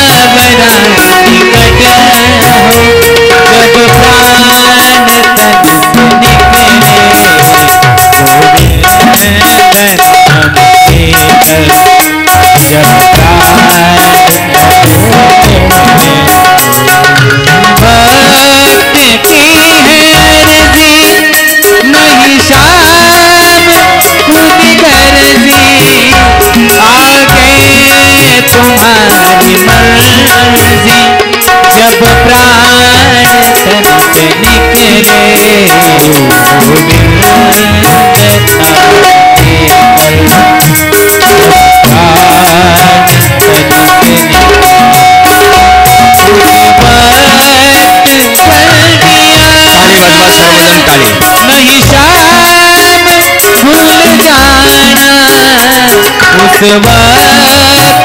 चल पियाना नहीं शाम भूल जाना राधे को साथ लाना जब प्राण धरते निकले जब प्राण इतना तो जब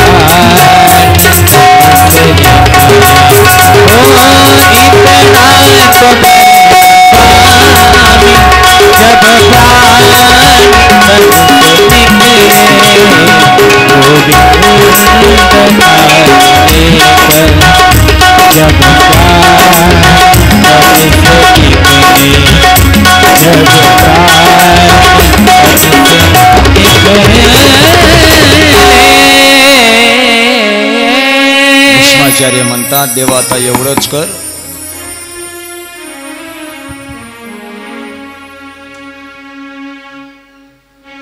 आता माझं अंतिम श्वास जवळ आलेला आहे. देवा माझ्या नजरेसमोरून तू हलू नको.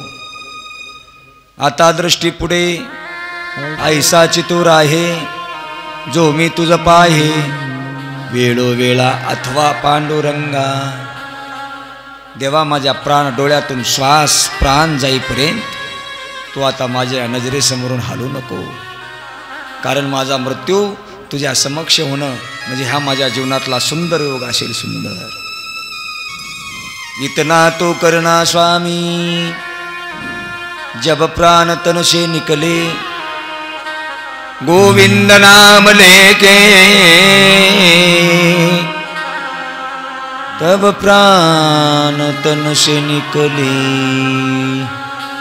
ठिकाण सुद्धा पवित्र आहे माझ्या मृत्यूचं. गंगाजी का तट हो यमुना का वंशी वट हो मेरा सावरा निकट हो जब प्राण तन से निकले. इतना तो करना स्वामी जब प्राण तन से निकले. जमाले काय नाही अत्यंत सुंदर. देवा नजरेसमोरून तू हलू नको. देवाला समोर ठेवून पितामहांचं भीष्म प्रयाण झालेलं आहे. आता उर्वरित कथा आपल्याला उद्याच्या सत्रामध्ये पाहायची आहे.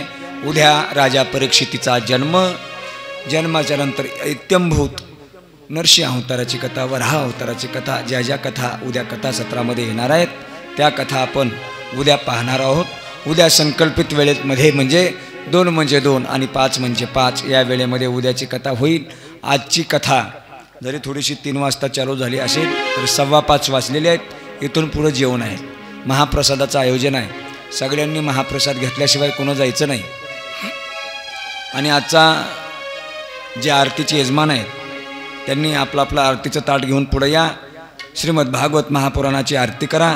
अरे वर्षातून एकदा हा पर्वकाळ आपल्या गावामध्ये येतो. कोणत्या ना कोणत्या निमित्तानं भागवत कथा काही वर्षभर नसते आपल्या गावात. वर्षातून 7 दिवस होते. ते पण गेली 3 वर्ष झालं व्हायली. आता हे 3 वर्ष लास्टचं वर्ष आहे. पुन्हा भागवत कथा गावामध्ये होईल का दुसरी कोणती कथा होईल आता हे काही सांगू शकत नाही. कोणी करण्याची मानसिकता आली तर आता पुढचं काय देव जाणे. मी काय पुढचं सांगणार आहे. पण हे शेवटचं वर्ष भागवत कथेचं 3 वर्षाचा विधी जो भागवत कथेचा होता हे श्रीमद भागवत कथेचं लगातार मे महिन्यातलं 3रं वर्ष आहे.